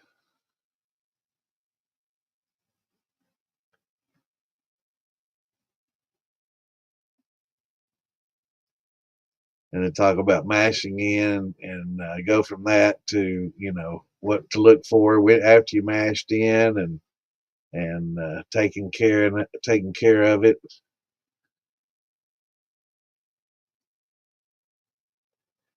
and monitoring it, what to look for, what lacto and everything looks like. Oh, I heard that. He gets rid of some of these old pictures. I'm like, shit.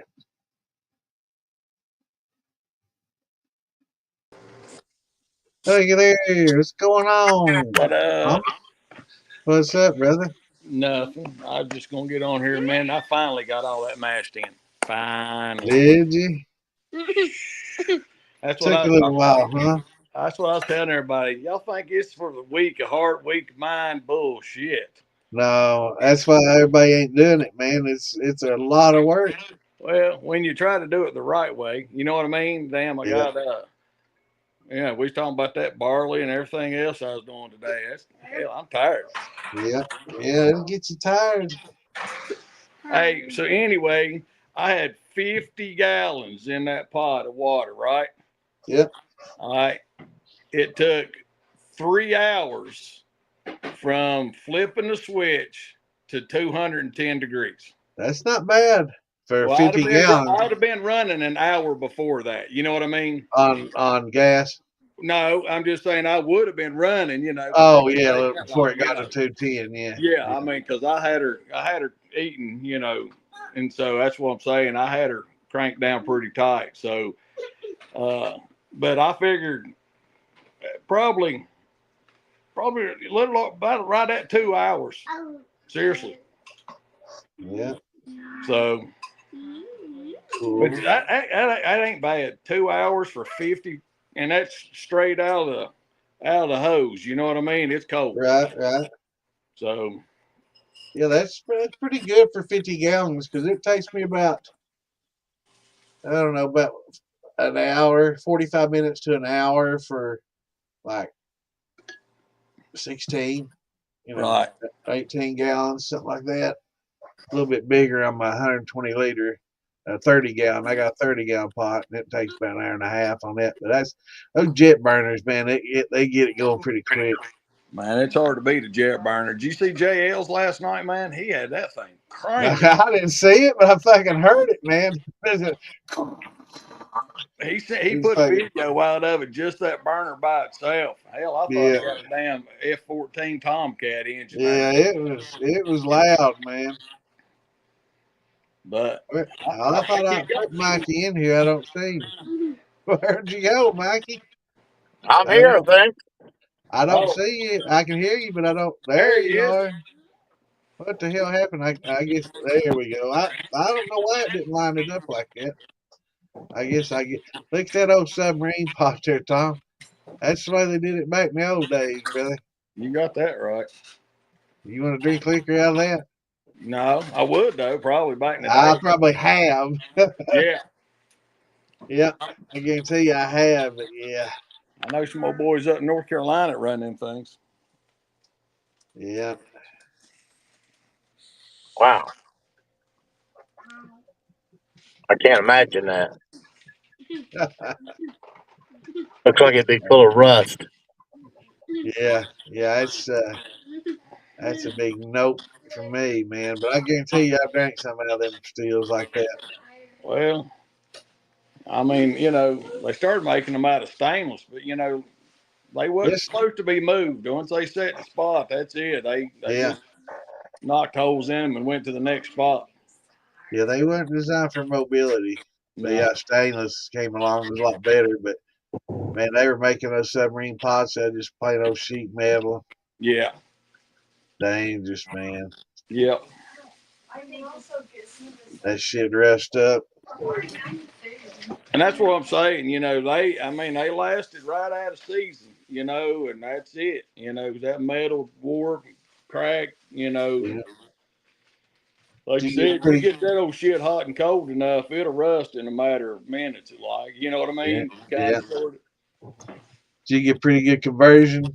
As far as I know, right before I pitched yeast and everything, I checked it, and she was right at between about 1.75 and 1.8. You know what I mean? So I That's done pretty good. good. Yeah, That's Wow. good. yeah. Well, and I had to add just a little touch more sugar than I usually do, but I got them big them 58-gallon pickle barrels, Yeah. and I needed a little more volume this time than usual, Yeah. so I had to add a little more water, and so I had to kick it up a notch. Didn't Now, want to, but you know how it goes. is yours one of those orange ones? No, it's a black one, but it's the same thing. Yeah. The orange, I think, were olive barrels, maybe.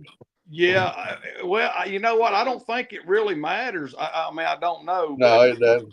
um, I, I think they say whenever I was looking at them one other time here recently, they's like it may contain pickles or olives, and all he had was black ones. So I'm not really for sure what mine. And mine just had a damned old vinegar smell in the bottom of it when I first got them, and that's all I Yeah. know. Yeah.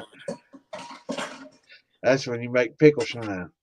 Hell yeah, I probably would. Might as well. I ain't done it Yeah. yet. People say, I can't get the taste of pickles out of my mash bill. I'm like, well, just make some pickle shine the first few runs, and you don't have to worry about it. Make lemonade or pickle, and that's sour anyway, so you won't taste it. Well, that's funny though. You say that, people's like, I can't get that smell out. It don't matter. It ain't gonna hurt nothing. That smell's just there. It It's, won't. Because I mean, it's, that's what it's, I did. I washed mine real good with Dawn dishwashing liquid, rinsed the hell out of it, turned it upside down, let it dry for a day, turned it back over, still smelled like pickles. yeah. Out in the hot sun, still smelled like pickles. I don't care. Couple of runs, it don't smell like pickles anymore. Nope. Smells like sweet cornbread. All right. Should I be afraid to look, Jay? All right. Let me see here what Jay sent me. What's Jay talking about tonight? Oh, he sent me something here. Oh, I need to call Jay later. I got something to tell him about his boyfriend. He loves that shit.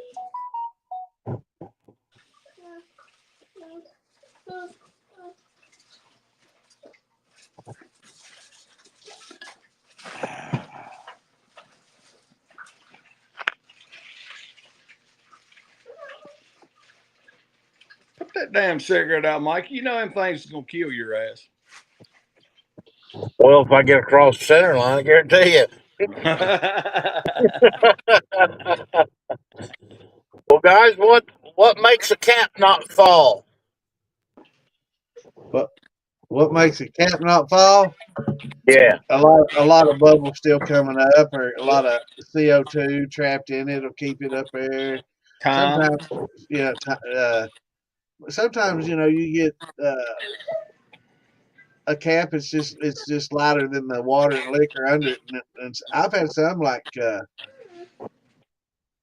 So I don't know if that banana completely failed. I've had some pineapple, or no, not yeah, pineapple stuff didn't fall out real well.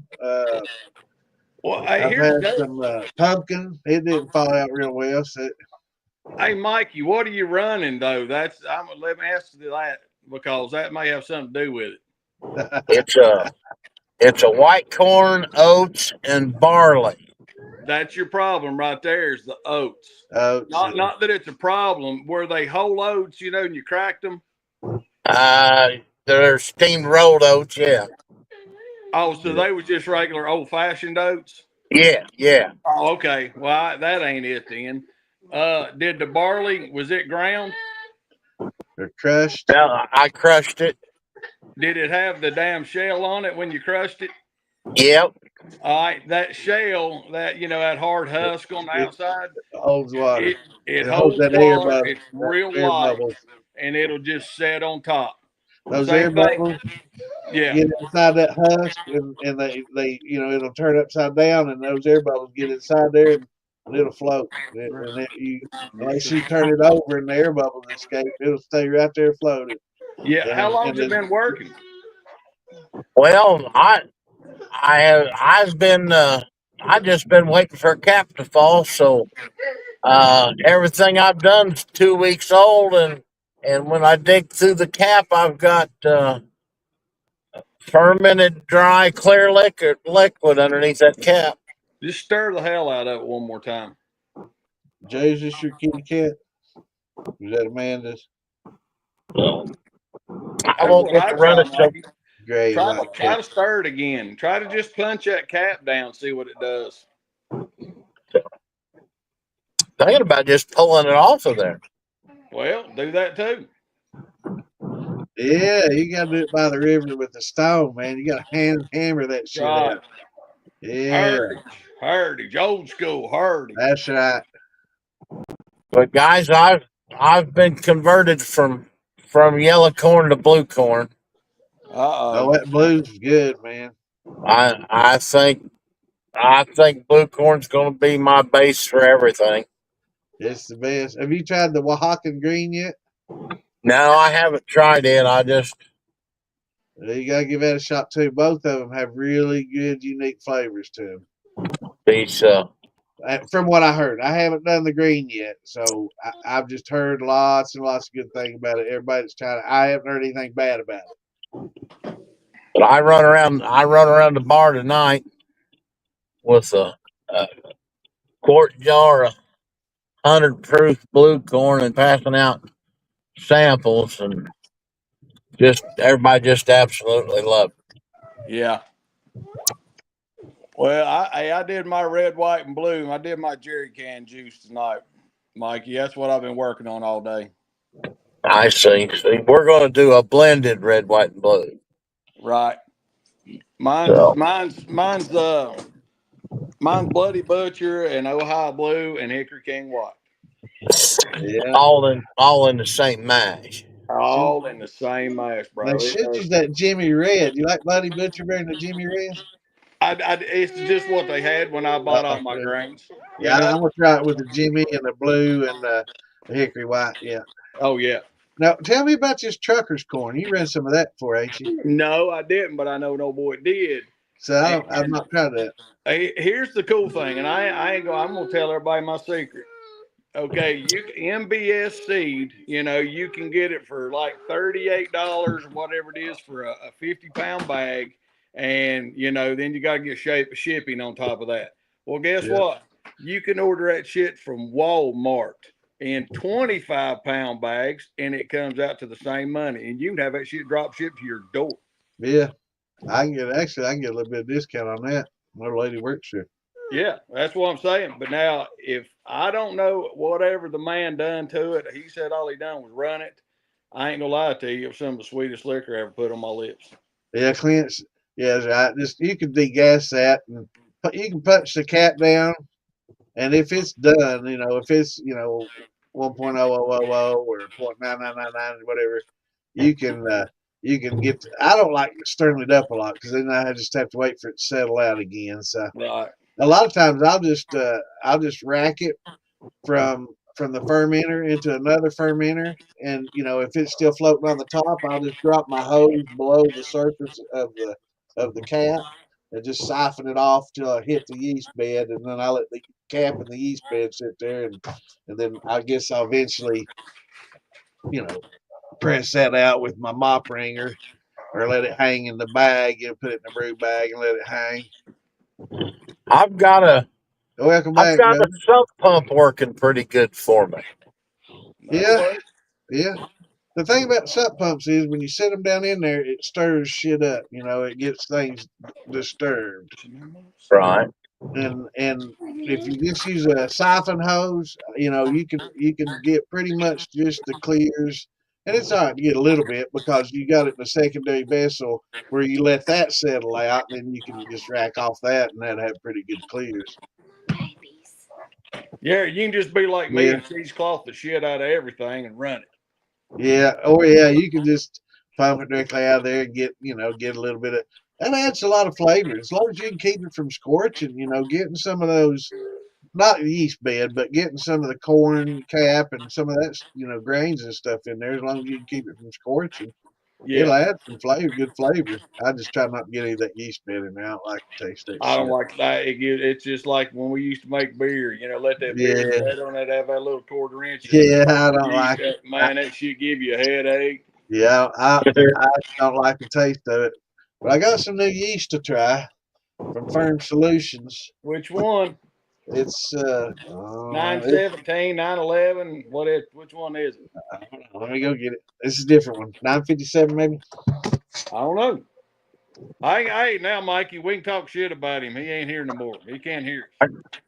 I got I got a yeast story that I'm going to surface with you all here in the near future. It's All right. this situation blowed my mind. Well, tell me I, about it. I'll, se- I'll send you some pictures. I bought some yeast. Which Okay. one is? Hey, hang on, Mikey. What is that, That's Joe? Firm Solutions 927. That's a whiskey yeast. Yeah, and it's It's a 3 day too. yeah, it's very quick, and it's a proprietary yeast for some places. There's some large distilleries that use this stuff right here, brother. Big Hey, time. guess what I mashed in with tonight? Was it the same stuff? Same exact thing. Same exact thing. Yeah. All right, hang on. Mikey's telling a story about something. I don't know. Start again, Mikey. Oh, I'm sorry, Mikey. Well, I bought some yeast from a supply company. You know, we all know them. We all buy from them. Right. And on their website, they got a picture of this package of yeast that we normally see. You know, vacuum packed 1 pound cube. Correct. You know, and it get on the package. It tells us about dosages and all the goodies that's in it, and all that good stuff. Well, what this company sent me, and they argued that they did not repack bulk yeast, but I got nothing but yeast in a bag. I got no instructions. I got nothing. Hmm. And I told them I'm going to send it back to them. I don't want nothing like that. It's not. Yeah. It's not the place out of Kentucky yet where we're talking about right now, though. The product that I wanted to buy is that product. Yes. So you got it from Firm Solutions? No, this was Oh, from another supplier. yeah. And I was just absolutely floored. Well, but here's the thing. Well, I know you didn't get it from the guys anyway up near me. I know because he repackages it and he sells it, but he gives all the instructions and everything Right. else. You know what I mean? Yeah, And if they're getting it from Firm Solutions, they are asking people to repackage it. You know, and call it their own. That's what that guy up here Yeah. told me out of Yeah. Elizabeth. But well, I mean, maybe. it is what it is. I mean, they I should have mean, sent some damn I mean, instructions, or at least people something. doing the same thing with their amylase and everything else. Correct. Right, right. I mean, they're a major producer of yeast and stuff. So, But uh, the picture that I ordered was a package right. from the manufacturer, Right. and that's what I expected. You're welcome. I mean, I could do my research and find dosage. So who was it? Was this North Georgia? Yeah. Yeah, Okay. that's what I was thinking. And, Yeah, and they just call probably them up. and they probably did repackage it. And if it's the same thing that Santa's got and the same thing that I got, it's a quarter teaspoon, I think, quarter teaspoon per gallon. Yeah, I Well, was the thinking one about. I got was I think a I, tablespoon per 5 gallons or something Right. like that's what I'd use. Yeah. so it's a standard dosage. Yeah, Yeah. yeah, yeah. I think I use a tablespoon for every 5 gallons. So I would put quarter cup quarter cup to a barrel, Yeah. Yeah, a That's 40 what I gallon do. barrel. but Yeah. when you start getting into the point where you're doing everything for flavors and you're starting to experiment with different yeasts for different flavors, you'll start learning. I can usually tell how green somebody is. They'll say, "Oh, all that yeast is the same." It's like, no, all yeast is not created equal, man. It'll give you quite a bit different taste, if you ever make a lot of beer and wine, you'll find that out pretty quickly. You know. But for all reality of not 75% of all the yeast, I would say is about the same. But until you start doing some research, then you Right. get into that damn D47 or D47, for Right. blabbing, and what is it, 91 Bs and shit like Right. that. You start reading and that this one takes a more of a acidy, Floral notes. Yeah. yeah, Yeah. they start talking about this one's got a citrus note, or it's better to use. For meads. Right. Yeah. It take different alcohol contents, what their fucking tolerances Right. are. Right. But Attenuation and yeah, then like it was Georgia, North Georgia. It's 5, yeah, a tablespoon for 5 gallons a day. It's about what most of your standard yeast are. But like, use that blue yeast for tequila, knowing to use that instead of just like an EC 1118. It's going to be night and day for your tequila, for the right. taste of tequila, you know. Hey, So I found 120 pounds of white rice that somebody's selling. white rye, white White rice? rye, No, just white rice. So white anyway, rye. I'm gonna take it if I think they only want like $20 or $25 for 125 pounds of this rice. Well, that's $1 a pound. It is. No, it's more than that. It's damn 125 pounds for $125. no for like $20 or $25. Oh, I thought you said 120. Hell yeah, No, that's a no, good deal. no. So I thought about getting it and then getting me some of those angel, not angel yeast, but those yeast balls that we've used before. Yeah. Is that Heck in? You yeah. ain't even opened that. No, this is a different one. This is Oh, Jim okay, I Beam's see it now. signature. I'm Look on what my it's phone, made so with. I Look can't what see it's real made good. with. Made with brown rice bourbon, 11-year-old brown rice bourbon. This is one of those See? special signature ones. This is just the experimental thing they come out with. And yeah, Hey, who is that said that the Vols Quebec yeast loves hot temps? I can't because I'm. Clint. Oh, okay, and he's right. Yeah, Clint knows what he's talking about, brother. He's pretty sharp about this stuff. He's done a little bit. He got about 40 years in like me.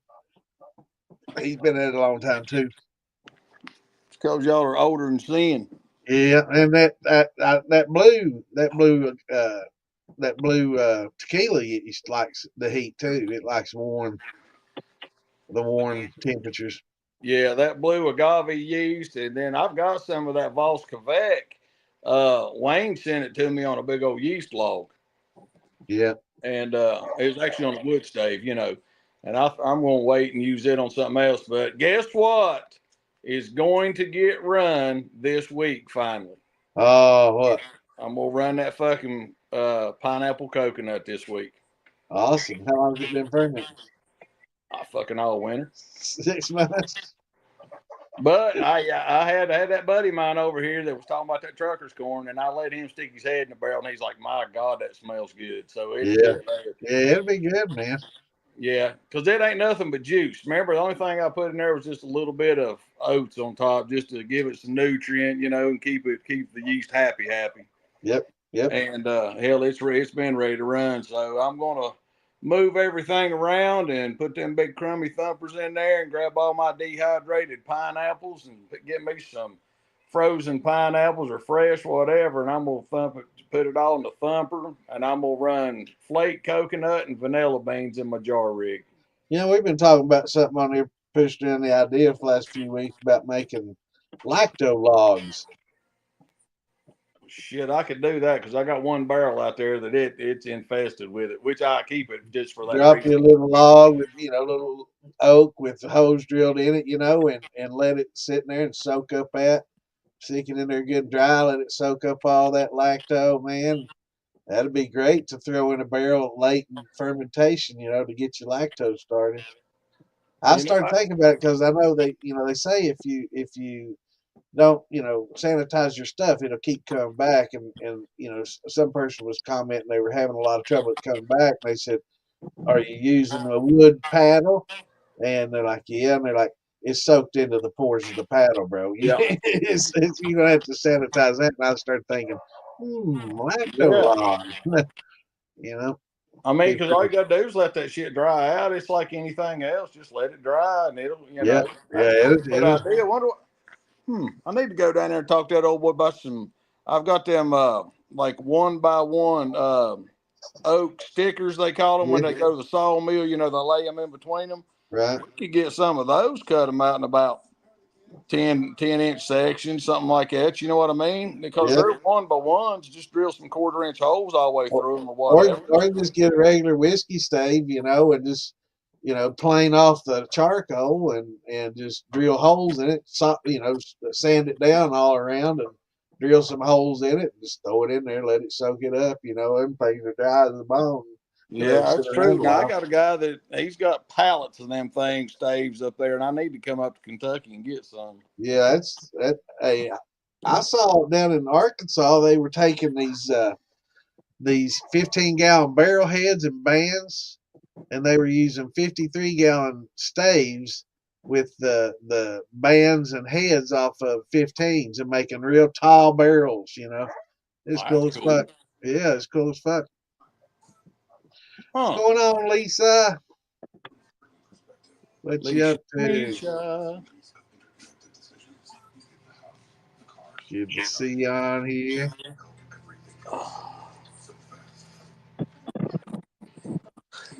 Oh, Lord. When's he going to want to go sleep? 'Cause I'm. Yes. There, speak of the devil. You just made it home, huh?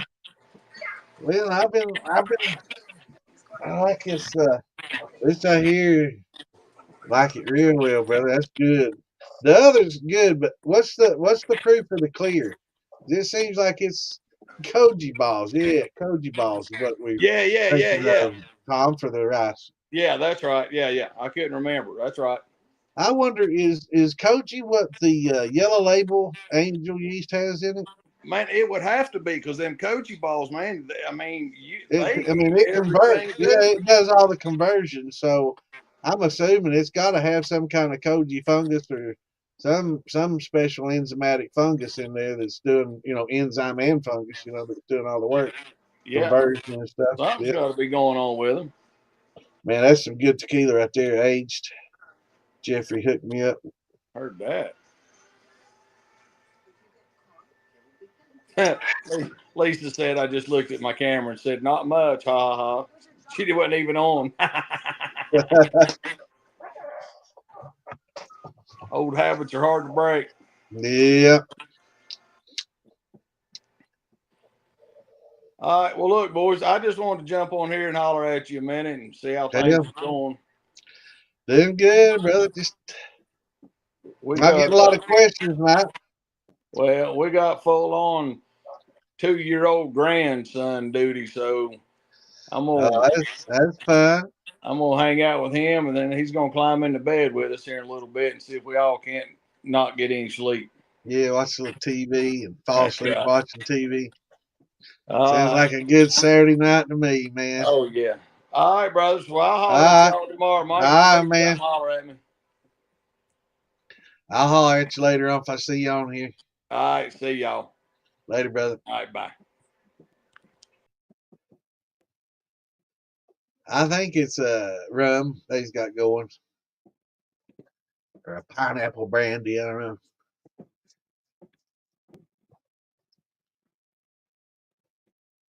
I guess I get rid of that thing. So you going out bar hopping I think it's tonight, huh? got age to it. Who, me? Yeah. Not me. Are you being bar hopping already? So Jeff, what's that clear? What's the proof No, on the I've been clear distilling. and on the A's? Oh, you have been? Well, I thought you were talking about going to the Yeah. bar and passing that stuff around. I guess you weren't talking about tonight. I thought you were talking about tonight. Yeah, the distillery's in the back of the bar. Oh yeah. Okay. So Well, hell, how convenient. yeah, the distillery feeds the bar. That's cool. That's the purpose of the distillery. Right. And so a lot of states won't allow that. A lot of states force you to have a middleman and play all those games. I think Marfugel does that field, but I don't know if his is on the. Well, I don't know. It might be legal too up in Washington. They I got think it probably has some pretty lax something to laws. do with the craft distillery idea. Right, right, yeah. I mean, I know here in You know, Kentucky can, but there's not a lot of places. A lot of places. The state boards. They make you sell your liquor to them, and you store it after you sell it to them, and then you store it. And if you want it for your own consumption, you got to buy it back from them. But you store your own liquor, and then start distributing it. It's kind of weird, man. The way some of these things they set your prices and stuff in some states. It's crazy, yeah. man, how some states are. Well, that's Aged went not in what the I'm. barrel at 125. Yeah, that's not what I'm understanding. His licensing and permits will allow him to do. Yeah, it's a lot different from state to state, man. I was amazed at the difference. I thought most states would be fairly similar. Not at all. Not at all. Night and day in some states, man. It's crazy. It If is. I'm understanding things correctly, he can self distribute 5,000 gallons a year. Right. And that's on the craft license. That's craft distiller's license. And it goes to like 5,000 and well, you have to hold off on that. Yeah, I may actually come to farm to bottle and represent. Yeah. Bring, bring blue corn liquor. Yeah. Yeah. I'm in love with that blue corn. I'm telling you, I love it. Yeah, I've been swearing about it ever since I tried it. Now I've heard a lot of good things about the green too, and I ain't had a chance to try it yet. So I'm gonna try to pick up some more blue and some of the Oaxacan green. I've got some Amanda Palmer that I want to kind of do a combination of maybe a blue Oaxacan Amanda Palmer combo, and then maybe a blue Amanda Palmer combo, and kind of see, Yellow Label Energies has the same Kobe fungus. I was thinking it had to. Awesome. I picked up some of that off Amazon for $25 a brick, and 500 gram brick. It was a pretty good deal. So I'm definitely gonna be experimenting with that this spring. Not with my good grains. I'm gonna play with some crack corn up first with it just to see how it converts. I'm just gonna put it in at 90, put 90-degree water in there, stir it up real good, put the yeast to it, let it go. I'm not It gonna, likes its heat. yeah, I'm not gonna use nutrients. I'm not gonna use anything special. I'm not gonna use any amylase. I'm just gonna let the yellow label do its things. I'm gonna do some rice with the Yeah, yellow label. yeah, I'm gonna do some rice with that as well. I'm gonna do rice, and I'm gonna do the just the regular cracked, and then I'm gonna do the rice with it. And just to, experiment. It's be small. I'm not going to do big batches. I'm probably do 20-gallon mash or something like that with it. Nothing big. Now, you And suppose the rice is going to have to be ground of some nature? well, I want to. Yeah, I most of the time from what I've seen is just cooking the rice gets the starch out, but I don't think the rice that I'm going to be using has like the husk on it, so it's going to be able to access that, break it down. Now, I guess probably cracked rice would. I know that sounds funny, cracked rice, but maybe cracking it, or put it in a roller mill or something and cracking it would help it. Yeah, with Richard, with your gravity, starting gravity, what you have to do is, basically when you're using corn, 2.5 pounds to 3 pounds per gallon will get you pretty close if you get real good conversion to a 1070 or thereabouts, depending on the corn. So you use that same ratio of corn to water ratio and just use the yellow label, and you should get about that same conversion. It's not going to show you right off the bat because it's going to convert and eat at the same time. So you'll never get a good sugar, reading at all. It's not going to change viscosity. You're not going to be stripping those starches out like an amylase would. So, or an enzyme would.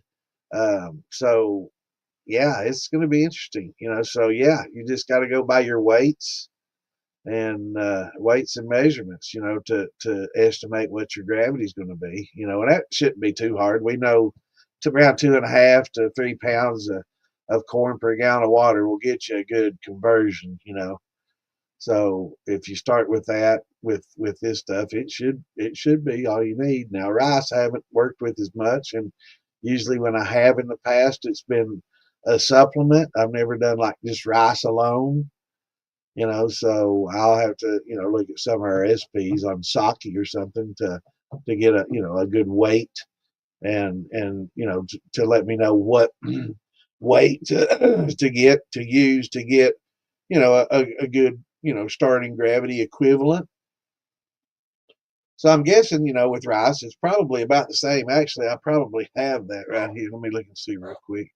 I probably have that chart right here. And I think it does have rice.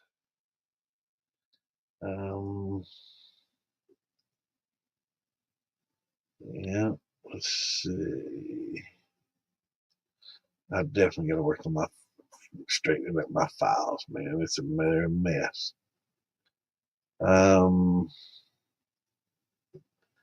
Just a memento. Let's see. Yeah, this will have it on there, I think. Well, it shows me gelatinization temps. It doesn't say how much. I'm sure I've got some sake recipes, but yeah, the gelatinization temps on rice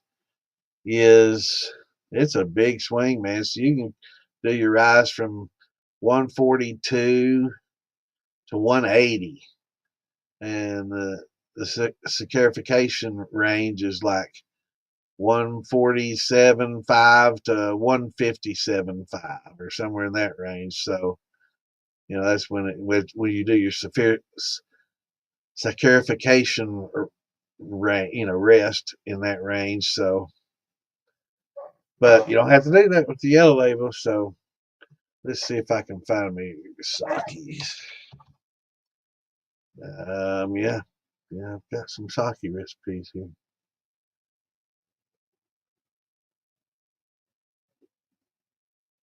Most of these are books though that have it in, and I've got a lot of books on PDF. I'll have to dig into.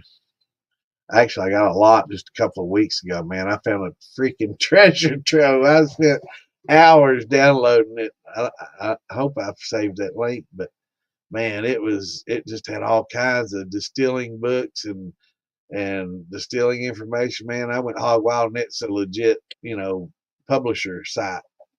And I think I got into it like a little backdoor area because I took off some of the address, the web address, and just got like a index, and I got a lot of information. So I was downloading books after books after books, man. I spent a little bit of time doing that. Yeah. Are you hacking them? I didn't run any special software to do that, but I did change the I did an index. I did pull an index. So Santa's a hacker. it will chew up corn. Let's see. Yeah, I'm gonna do it. I'm gonna let it do the slow route, and I might try to do it both ways just to see, time differences. It's not going to be all experimental. It's all for just experiment, and I'm going to chart everything and record everything and get daily changes, and I'm going to do gravity readings anyway. Uh, as it moves along, and I may do a gelatinized one first, and just do one cold water at the same time with the same exact cracked corn, just to see, because I got 50. I'll just do 25 pounds, maybe 10 gallons, and 25 pounds. That'll give me 2.5 pounds per gallon, and that'll be about right. That'll be fine. And I'll just go with that and do the whole 50 and split it in half and do some with cold water and gelatinize some and just see what happens. I like doing little experiments like that, and then run it separately and just the same way, you know straight out. Not going to run any columns or deflegs or any of that. Just straight out brandy whiskey style, just to see how each of them taste and come out. Now I've heard a lot of people say it takes a lot longer when you use the cold water method, and I've heard a lot of people, comment on taste. They weren't real sold on the flavor. I hope it gets better, Mark. Yeah, I'm gonna have to. Yeah, matter of fact, let's see if I can find that real quick while we're.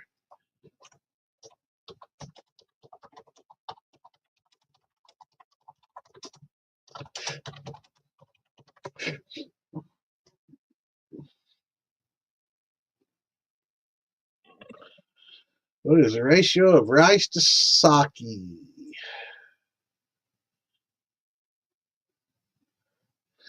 2420 grams of sweet rice, 605 grams of koji komi rice to 1 gallon of water. So that's about 3,000 grams. And that's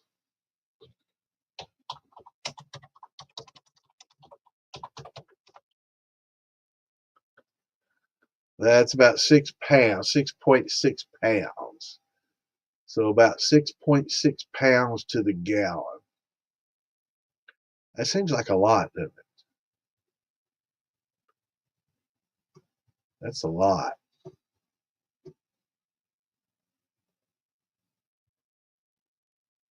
It won't take long to fill a barrel up, that's for sure.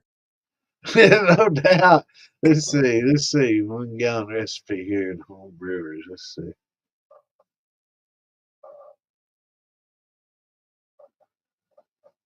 I knew I came up with nothing else.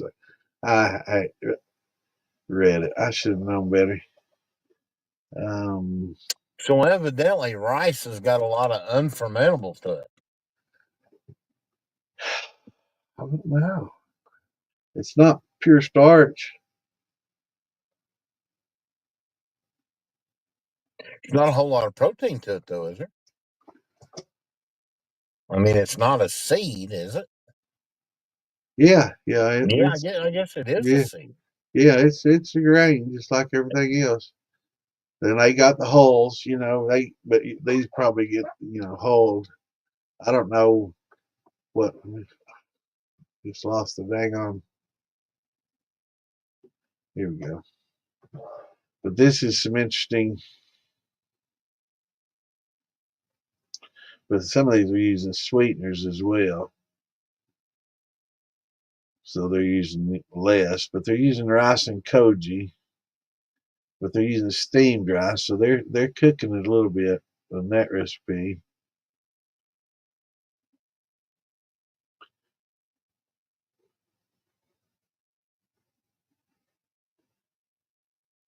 I always thought that rice was, 95% starch, Yeah, but evidently it's not.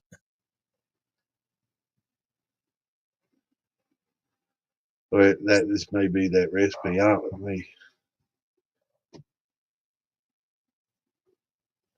Let's see here. And I bet And I'm sure it's going to vary depending on the type of rice, of course. type of rice probably makes a huge difference. Rice is primarily 80 to 90% of its weight is starches.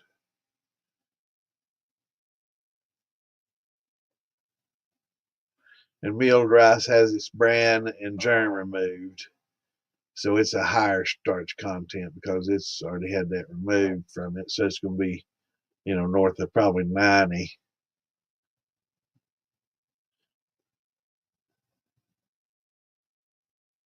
Has it got protein in it? Interesting. Uncooked rice, especially brown rice, may have a slightly higher percentage of starch than cooked rice due to the water content in cooked rice. Of course, once it absorbs water and soaks, it's going to lower the percentage in it, and it leaches some out. So you definitely don't want to probably rinse it. You probably lose a lot.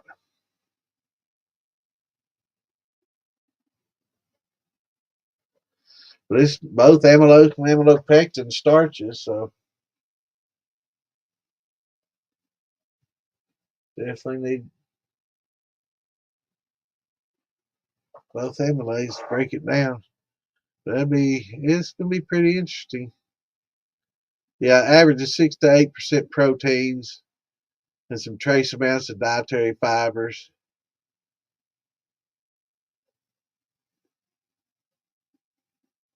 Well, shoot, then it's Yeah, I've never really researched rice much or looked into it. It's kind of first time I've really done much research into rice. I've always done it kind of like oats. I just throw it in to get a little more starch, and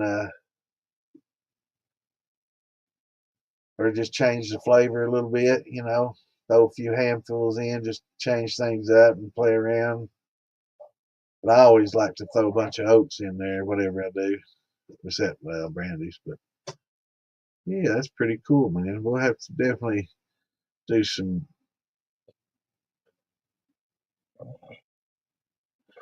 I'm just gonna pour it in the barrel and walk away. What I'm gonna do. All right, I got a Put an airlock question. on it. Would a 1.5 gallon thumper be big enough for an 8 gallon pot? Absolutely.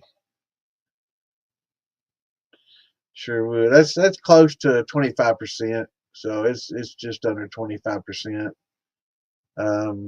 Four would be 6, 5. So that's about 20%. So yeah, it'd be fine, especially if you have a drain in it. You know, if you have a drain in it, pretty much any size would work because if once it gets a little bit full, you can just drain it. But I've never fooled with the rice much. Roy said to do about 3.5 pounds per gallon and cooking it. Yeah. Yeah, Jason, just basically, if you've got a thumper or an infuser, it's really good to have a drain in it.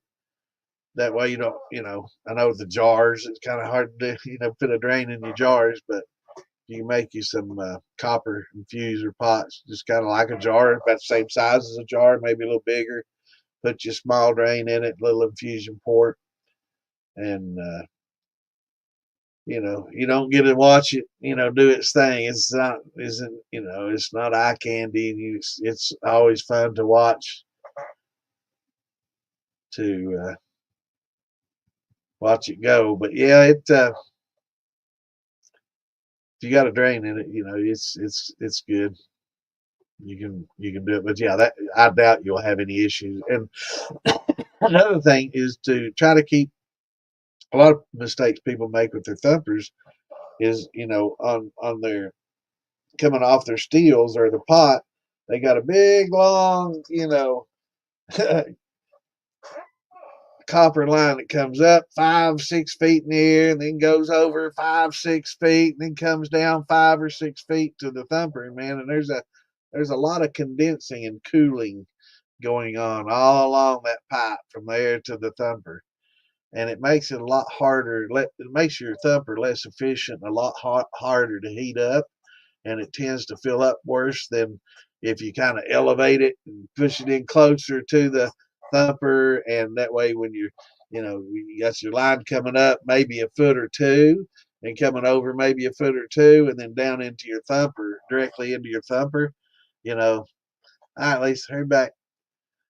um, but it keeps it heated up quicker, and you can also put some of that to foam pipe wrap on there to help keep it up to temp, and that'll help the efficiency of your thumper as well, and you'll probably heat up a lot quicker and worry a little bit less about build up before it gets to temp where it starts redistilling again.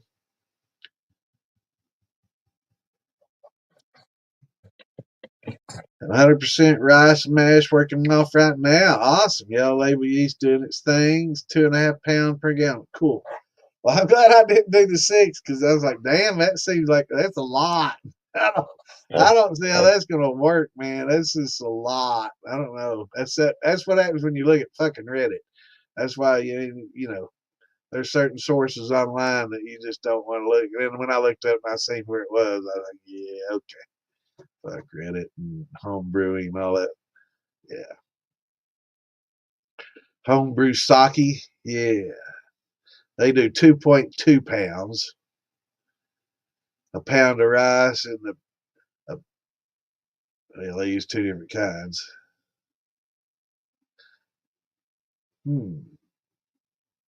Interesting. But yeah, it seems like a lot of people are using different kinds of rice in combo. So that'd be interesting too. A lot of people using koji. Here's 2.5 pounds of koji rice for every 10 pounds of polished short grain rice. Polished short grain rice. Now, we gonna buy rice polishers, man. I need a rice polisher. Oh, that's funny. I've never heard of polished rice. Have you heard of it? Polished short grain rice. I guess it's glossy. Yeah, it'd be something interesting. I've never made a sake. Uh, that kind of sounds like something you hear to. Oh,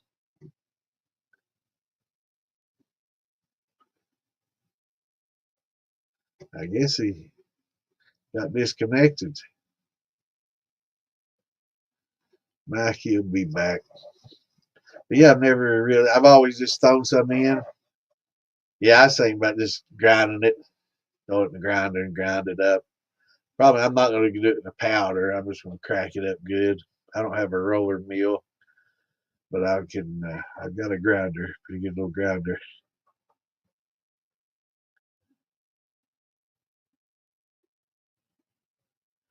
Now, Jason, that's what we was talking about earlier.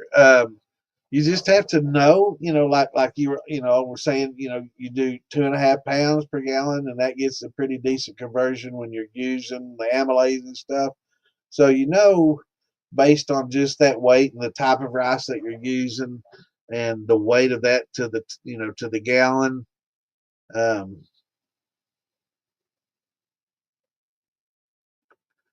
I don't know, Clint. When you rinse it like that, are you losing some starches? Because I mean, as far as eating it, I do the same thing. When I'm cooking it to eat it, I'll rinse the shit out of it and get all that powder out and make it that way. But I don't know if I'll do that um for this because I don't know if I lose a lot of starch. And hell, I'm gonna grind it up anyway, so I just dump all that shit in there.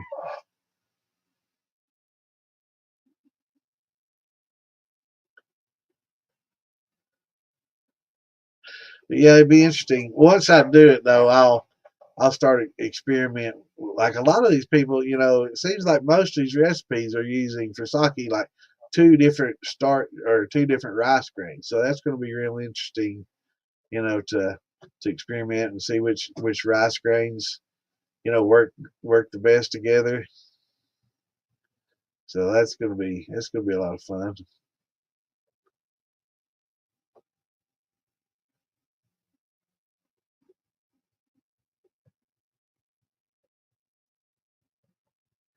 That would be a lot of fun. Because I've never just done it for pure, just the pure rice. All right, let's see what you got, Curtis sent me. Oh, that's cool as shit. You need to send that to Lisa, Curtis. That was. Weren't you telling her to do one of those? That's what you're talking about. That's cool. Get Lisa to do one for you. She'd do it.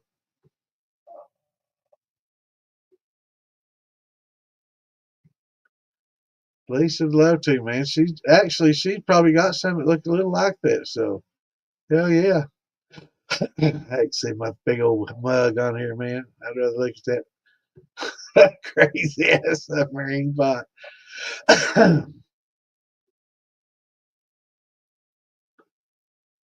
Oh, you definitely got to try the bamboo.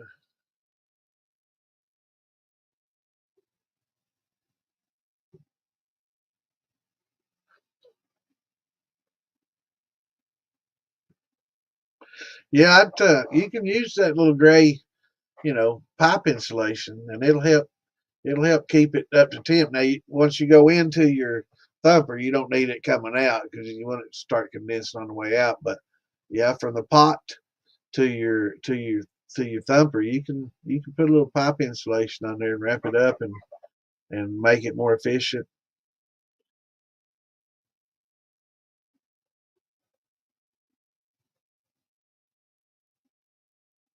Now, actually, the closer you can get it to that steel, and if you can get it right next to the steel and just above it, you're saving a lot on copper to begin with.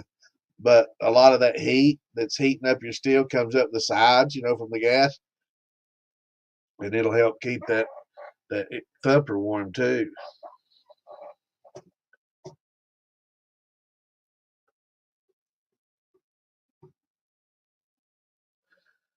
Back to the O-rings, huh?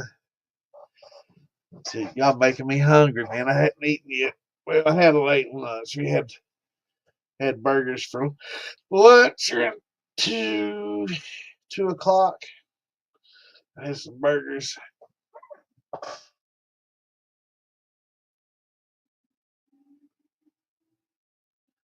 Well, I tell you what, I guarantee. Maybe Jeff can answer this. Is this made with 100% rice, Jeff?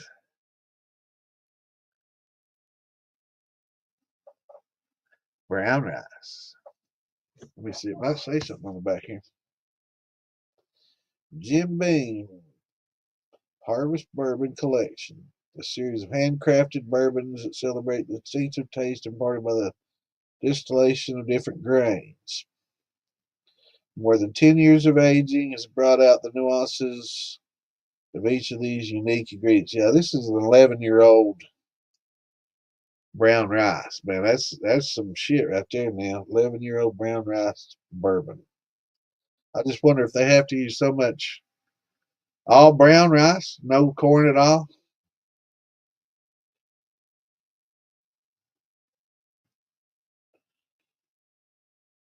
Got an aroma of sweet potato and brown sugar and a taste of toasted grain oak and rich vanilla. Oh, Fred, no. Great grandson of Jim Beam. Well, one of my buddies married into the Beam family, so I asked old Kenny to give me the skinny. That's funny shit right there. He's a good guy. Really good guy. Oh, Kenny, give me the skinny. That's some funny shit. That's what I'm going to tell him, too. He'll get a kick out of that. I ain't talked that fool in ages. Oh, he's a good dude. His brother and I were like best friends. He passed away a few years ago. He worked at liquor barn. He managed a few liquor barns here in town. I guarantee you they got that beam cheap. Yeah, in the family. But yeah, Kenny made into that family.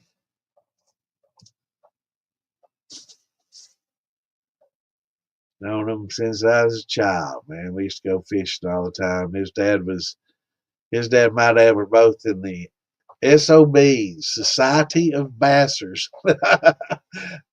And that's what they called themselves. They had little hats and and merch, just like what we try to do. But they had SOB Hat Society of Bassers was the name of their clubs. They called themselves the SOBs. It was funny as shit. But his dad and my dad fished a lot, and they'd take us with them every once in a while.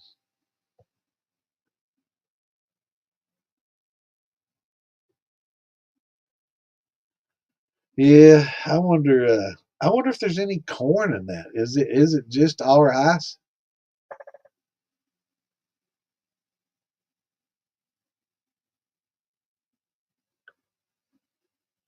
Yeah, yeah. I'll definitely. When I eat rice, I definitely we rinse it. Yeah, we definitely rinse the shit out of it. We got the little um, strainer, I guess, the stainless mesh, and just dump it in that and rinse it real good and cook it.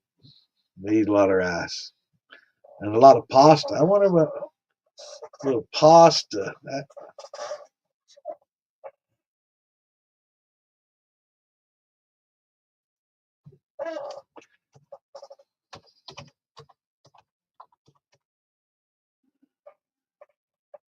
Let's see. Spaghetti is about 62.5% starch.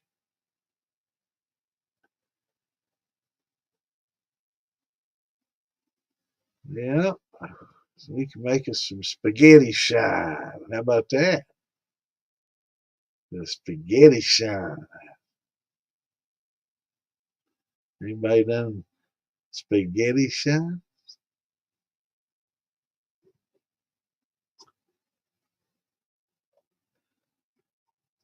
It'd be funny. But I'm definitely going to do the yellow label.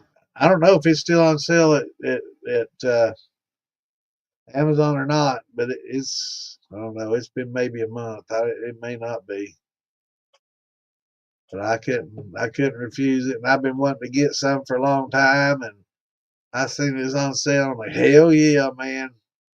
We're going to experiment. Yeah, I'd say sweeten it up a little bit.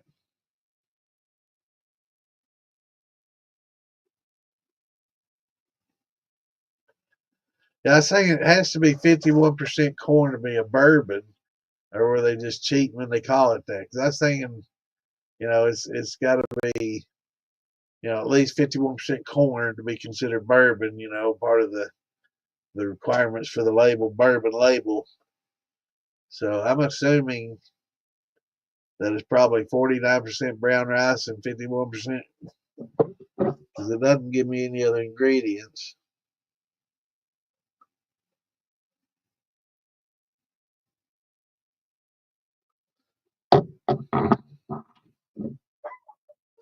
Looks pretty interesting though.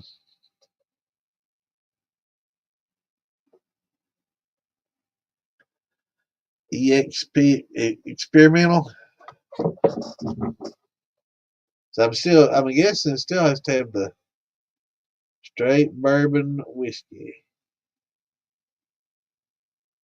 11-year old. Man, that's some good age shit right there. I'm gonna talk to Kenny and see what's up.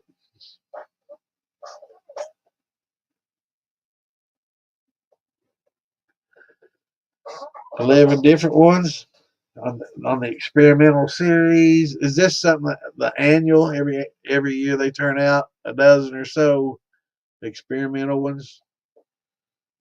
And I'm sure it's barrel proof or small batch because it's very limited. I know this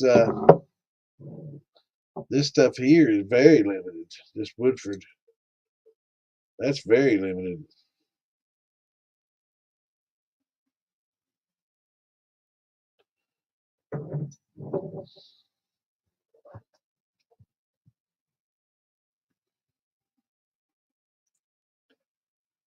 12-year-old beam. What does is hey, no problem, brother. Is Jason? Is it a special? What does it say on it? Is it signature craft? Say that on it. This is a smaller bottle. This is 375. Actually, both of these are 375.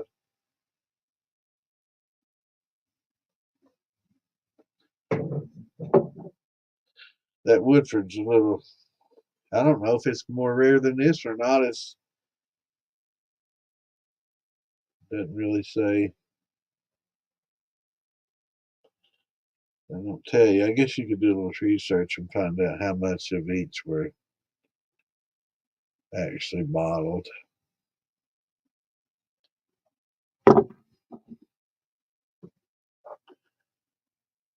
Cool. Yeah, it's good stuff, man. I like my Bane. Yeah, yeah, I figured it would be, man. I mean, it was rare when it came out, and I mean, they didn't put that stuff on the shelf either. That was in the gift shop under the counter, and you had to know what to ask for. So, you couldn't just go in there and say, oh, you got some of your hidden stuff. I mean, they probably might show it to you, but I mean, you almost have to know what you're asking for to get it. So they didn't even have it on the shelves, and it didn't go to any of the liquor stores either. It was only sold there at the distillery, out of the gift shop, from under the counter. So that's probably, and that has to be barrel, because I mean it's a 139.4 proof.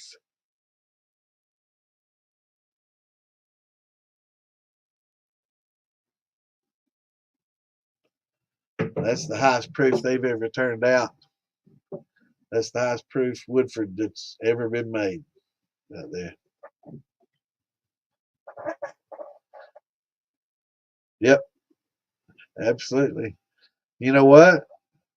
You should have gone by Buffalo Trace today and offered to do a little work in exchange for some rare bottles. Maybe get on their good side, man. Maybe I should do it this week. Instead of cleaning out my basement, go clean out theirs.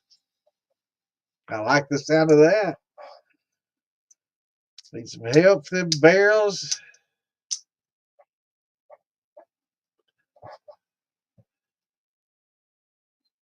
Yeah, I appreciate it, brother, for sure.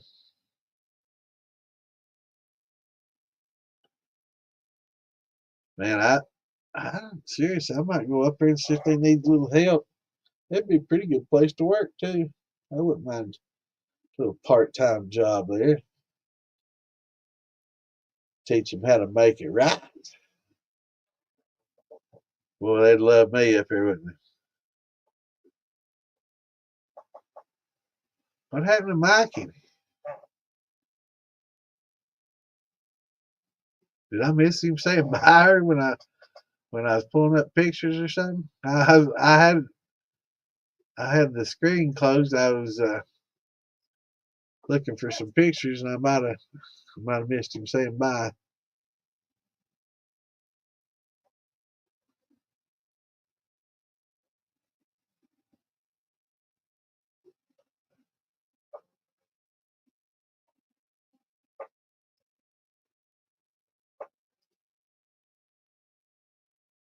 Might have missed it.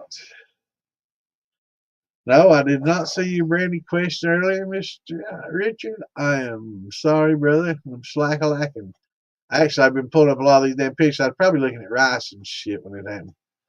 I also didn't see J.T. Mellick Distillery in Western Louisiana make outstanding whiskey made of 100% rice. Sounds awesome. Might well talk to them about their process.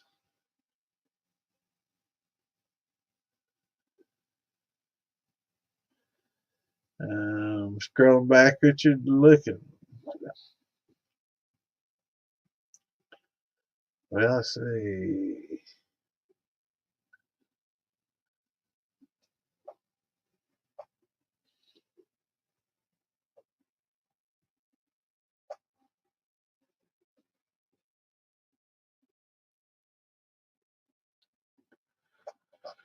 Interesting. All right, Richard, I'm going back. I'm not seeing it, brother. Let me start again.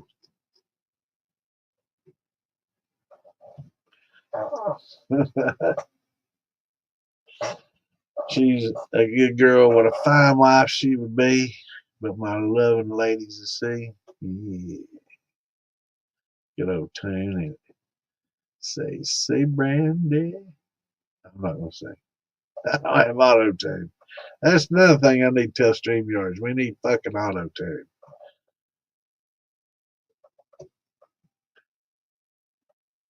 All right, Richard, I'm looking. I'm scrolling back again. Let's see. I missed it the first time.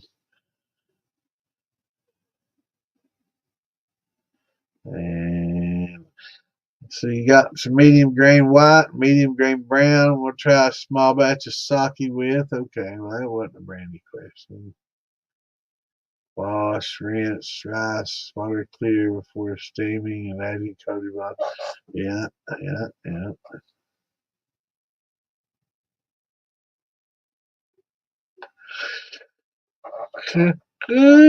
Shoot. Snuck up on me. Yeah, I ain't been sleeping good, man. I stayed up, me and Chris and who? I'm drawing a blank. Kimbo. Damn, my mind's been. Me and Kimbo and Chris sat up and played Call of Duty till about 5 in the morning. Yeah.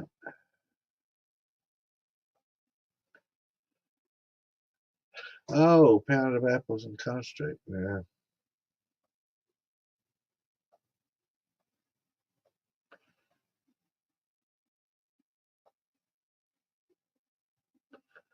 Well, I'm looking. I don't even remember seeing that one.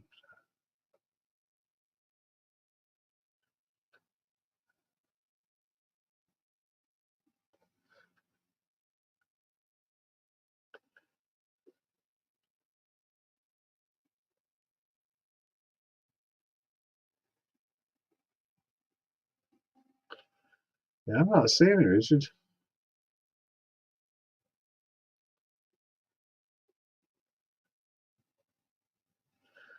This is a long, long time ago.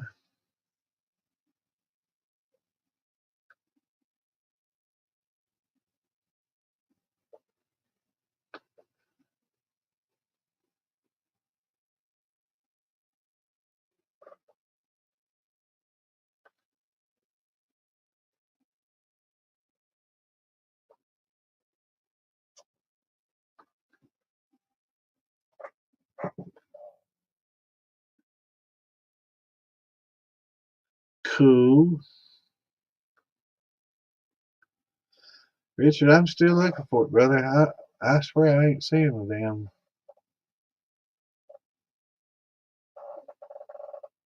I'm scrolling way back. Oh, let's see. All right, there's the dragon pics. Got anything going on?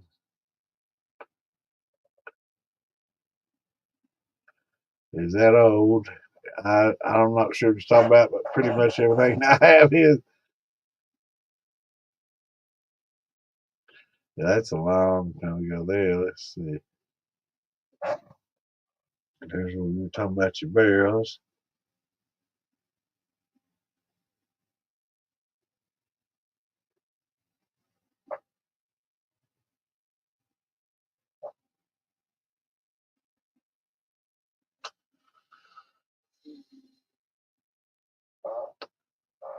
Well,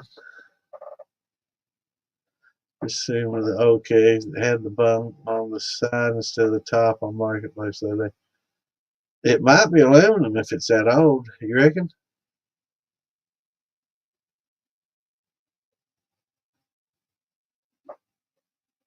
Oh hell, that was. I never even saw you post that, Richard. I mean, I went way back. That's an hour and a half ago. And I swear I'm not seeing. Got some apple varieties the other day to add to the brandy mash. Eventually chopped up, vacuum sealed, and in the freezer. But I didn't get a question out of that. Maybe you're wondering how many you should use, but I didn't get it. I'm sorry.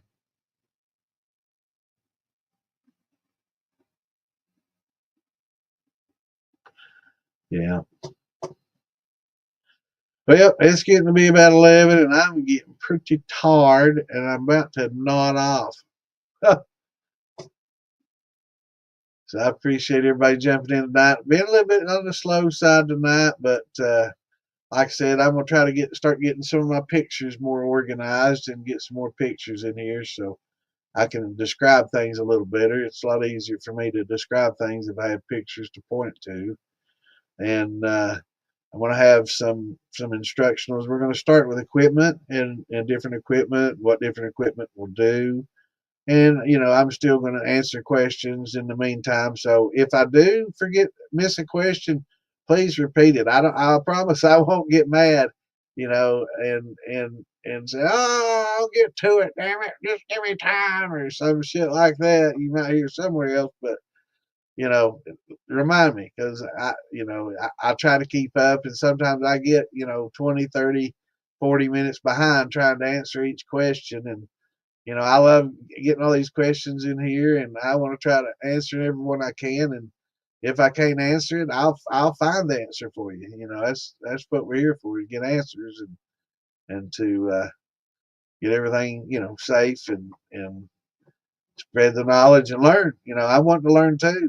This is a learning experience for all of us, so I don't know it all. You may have questions, and I'm sure y'all will have questions for me that I won't have any idea on, like the sake, man. We're going to learn that together, and we're going to learn about yellow, label angel yeast together and some of these things. So, we're all going to have fun and learn together, and I want y'all to experiment and bring me what your results are so we can kind of, learn from each other. And, if you have some failures, share your failures because that's some of the best learning experiences we'll have is by our mistakes, as much as our successes. So everybody bring you info and take notes of what you do. Take notes of how much and things react a certain way. Your cap's not dropping after so long period of time. And pH is this and temperature's been this, and different things that did you gently press it down in there the first few week or so, these 4 or 5 days. So we're definitely going to try to get more structured, and when it gets a little quiet and I'm not getting a lot of questions, I'm just going to start going on, I'm going to talk about equipment and stuff like that at the beginning, and for maybe a couple of episodes. And then after that, maybe we'll start talking about winemaking, and maybe I'll find somebody that's a really good beer maker and we can bring them in. Okay, here, good, yeah. 25 pounds of apples, apple juice, and apple concentrate. Awesome. Trying to find out how much juice and concentrate to use to hit 107.5 or so. That's an easy one, brother. What you do, you just, run. I'm not sure how you mulching your apples. I don't know if you saw it or not, but if you do a lot of apples, this dude on the militia posted this video of him using. He got one of those apple shavers. I'm not sure if y'all seen it. I've brought that thing up a few times. I was amazed at how easily that thing just mulched those apples up. And it's a good strong blade because it's made to shave ice. It's designed. You just put the ice in there, and it's got a little handle. You push it down, and cool, and or hot. Yeah, that's hot. But what I generally try to do is just mash everything up, and I'll look for my chart, and I'm thinking it's like 6 to 8, but when you start adding concentrates and juices, you know, some of it has some sweeteners in it. Some of them, try to find the 100% real juice. That way you don't get a lot of the, you know, preservatives and stuff in it. And the concentrate, you know, try to get the 100% concentrates and stuff, and use those because it doesn't have the potassium metabisulfate or the potassium sorbate or the stearate or some of the sodium that they use to preserve it.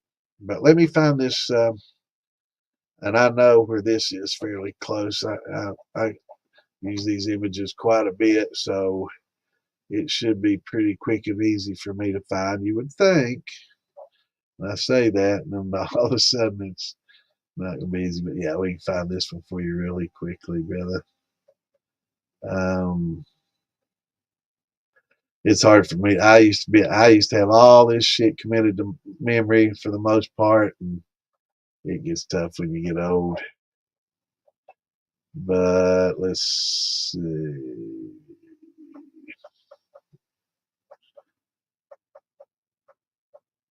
I don't know if you can see it in the reflection, but I got a lot of little files here I'm looking at. Let me make those bigger.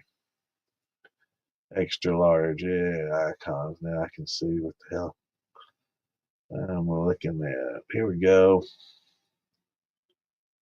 Apples.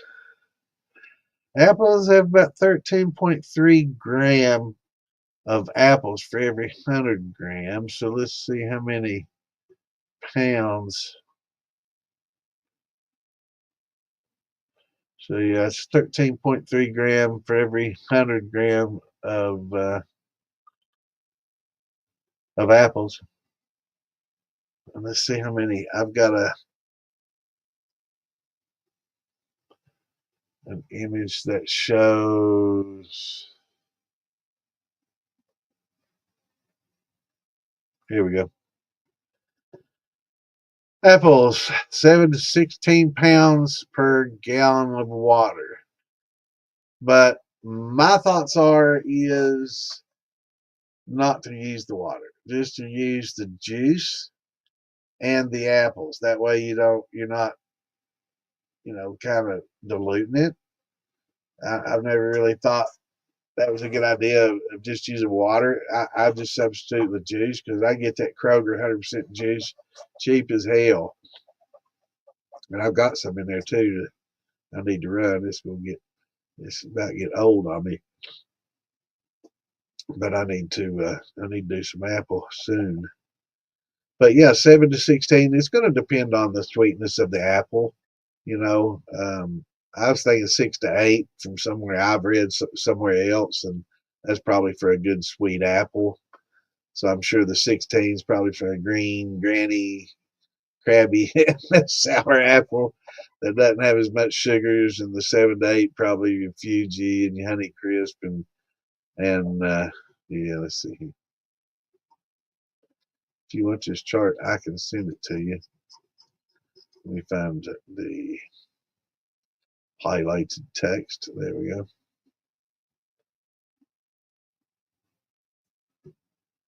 If you don't have this chart, Lisa, I can send it to you.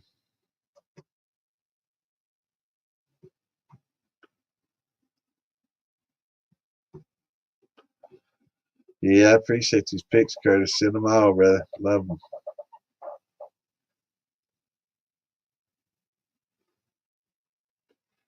Love them old pics. I might see some kin. Let's see. Let me find Lisa. Send me this. Send me this chart.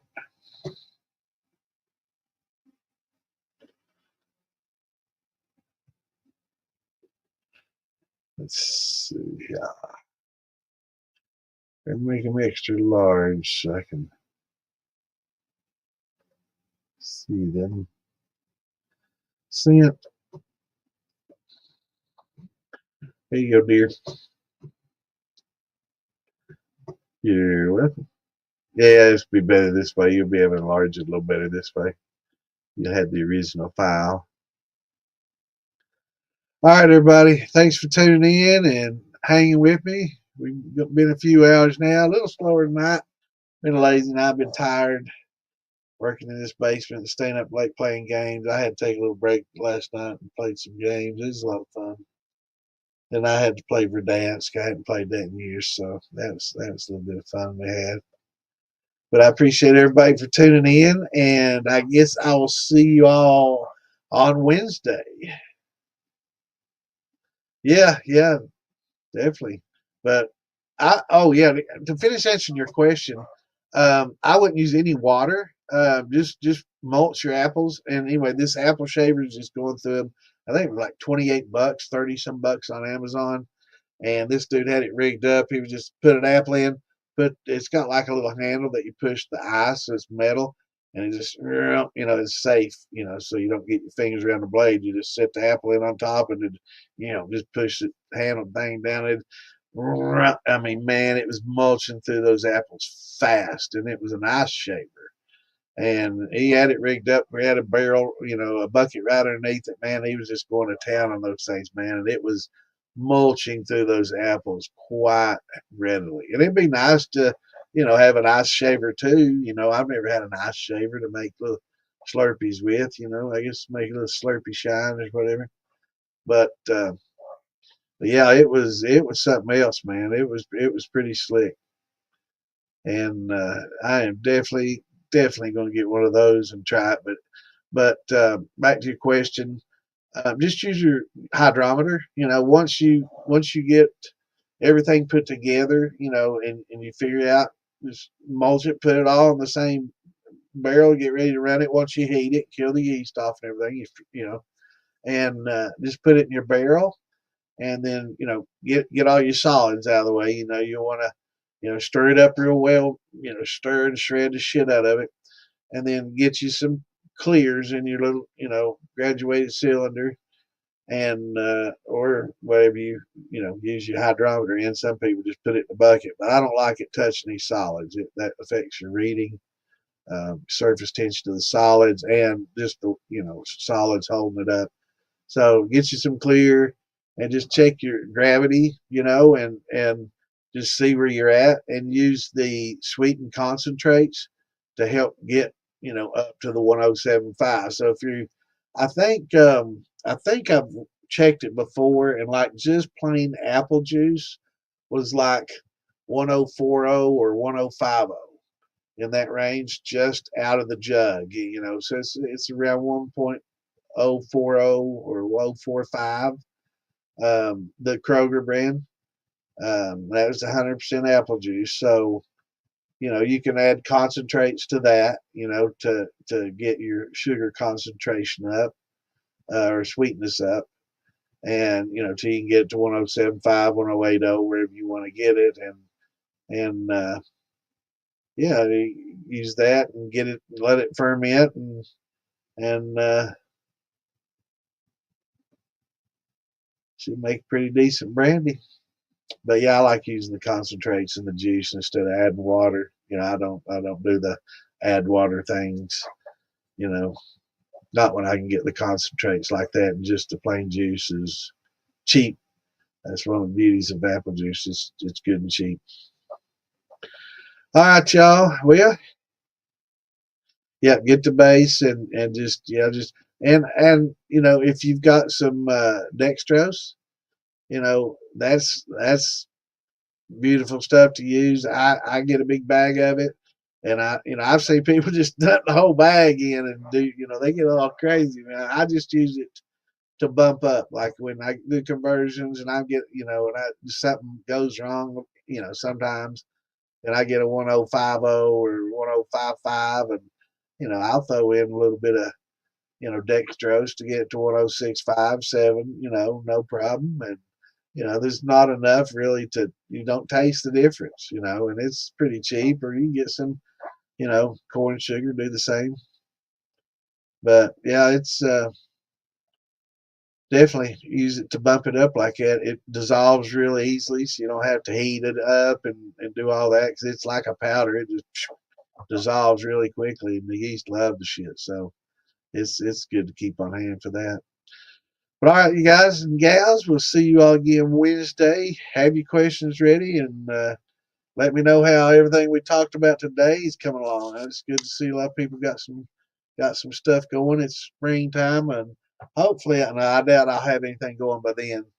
I've got too much work ahead of me, but I hope to have some pictures and some stuff organized as far as steels and steel parts and things like that. And we'll talk about my bypass and that technology and thumpers and infusers, and maybe we'll look at some different type designs of infusers and stuff and what I think might be a good way to go.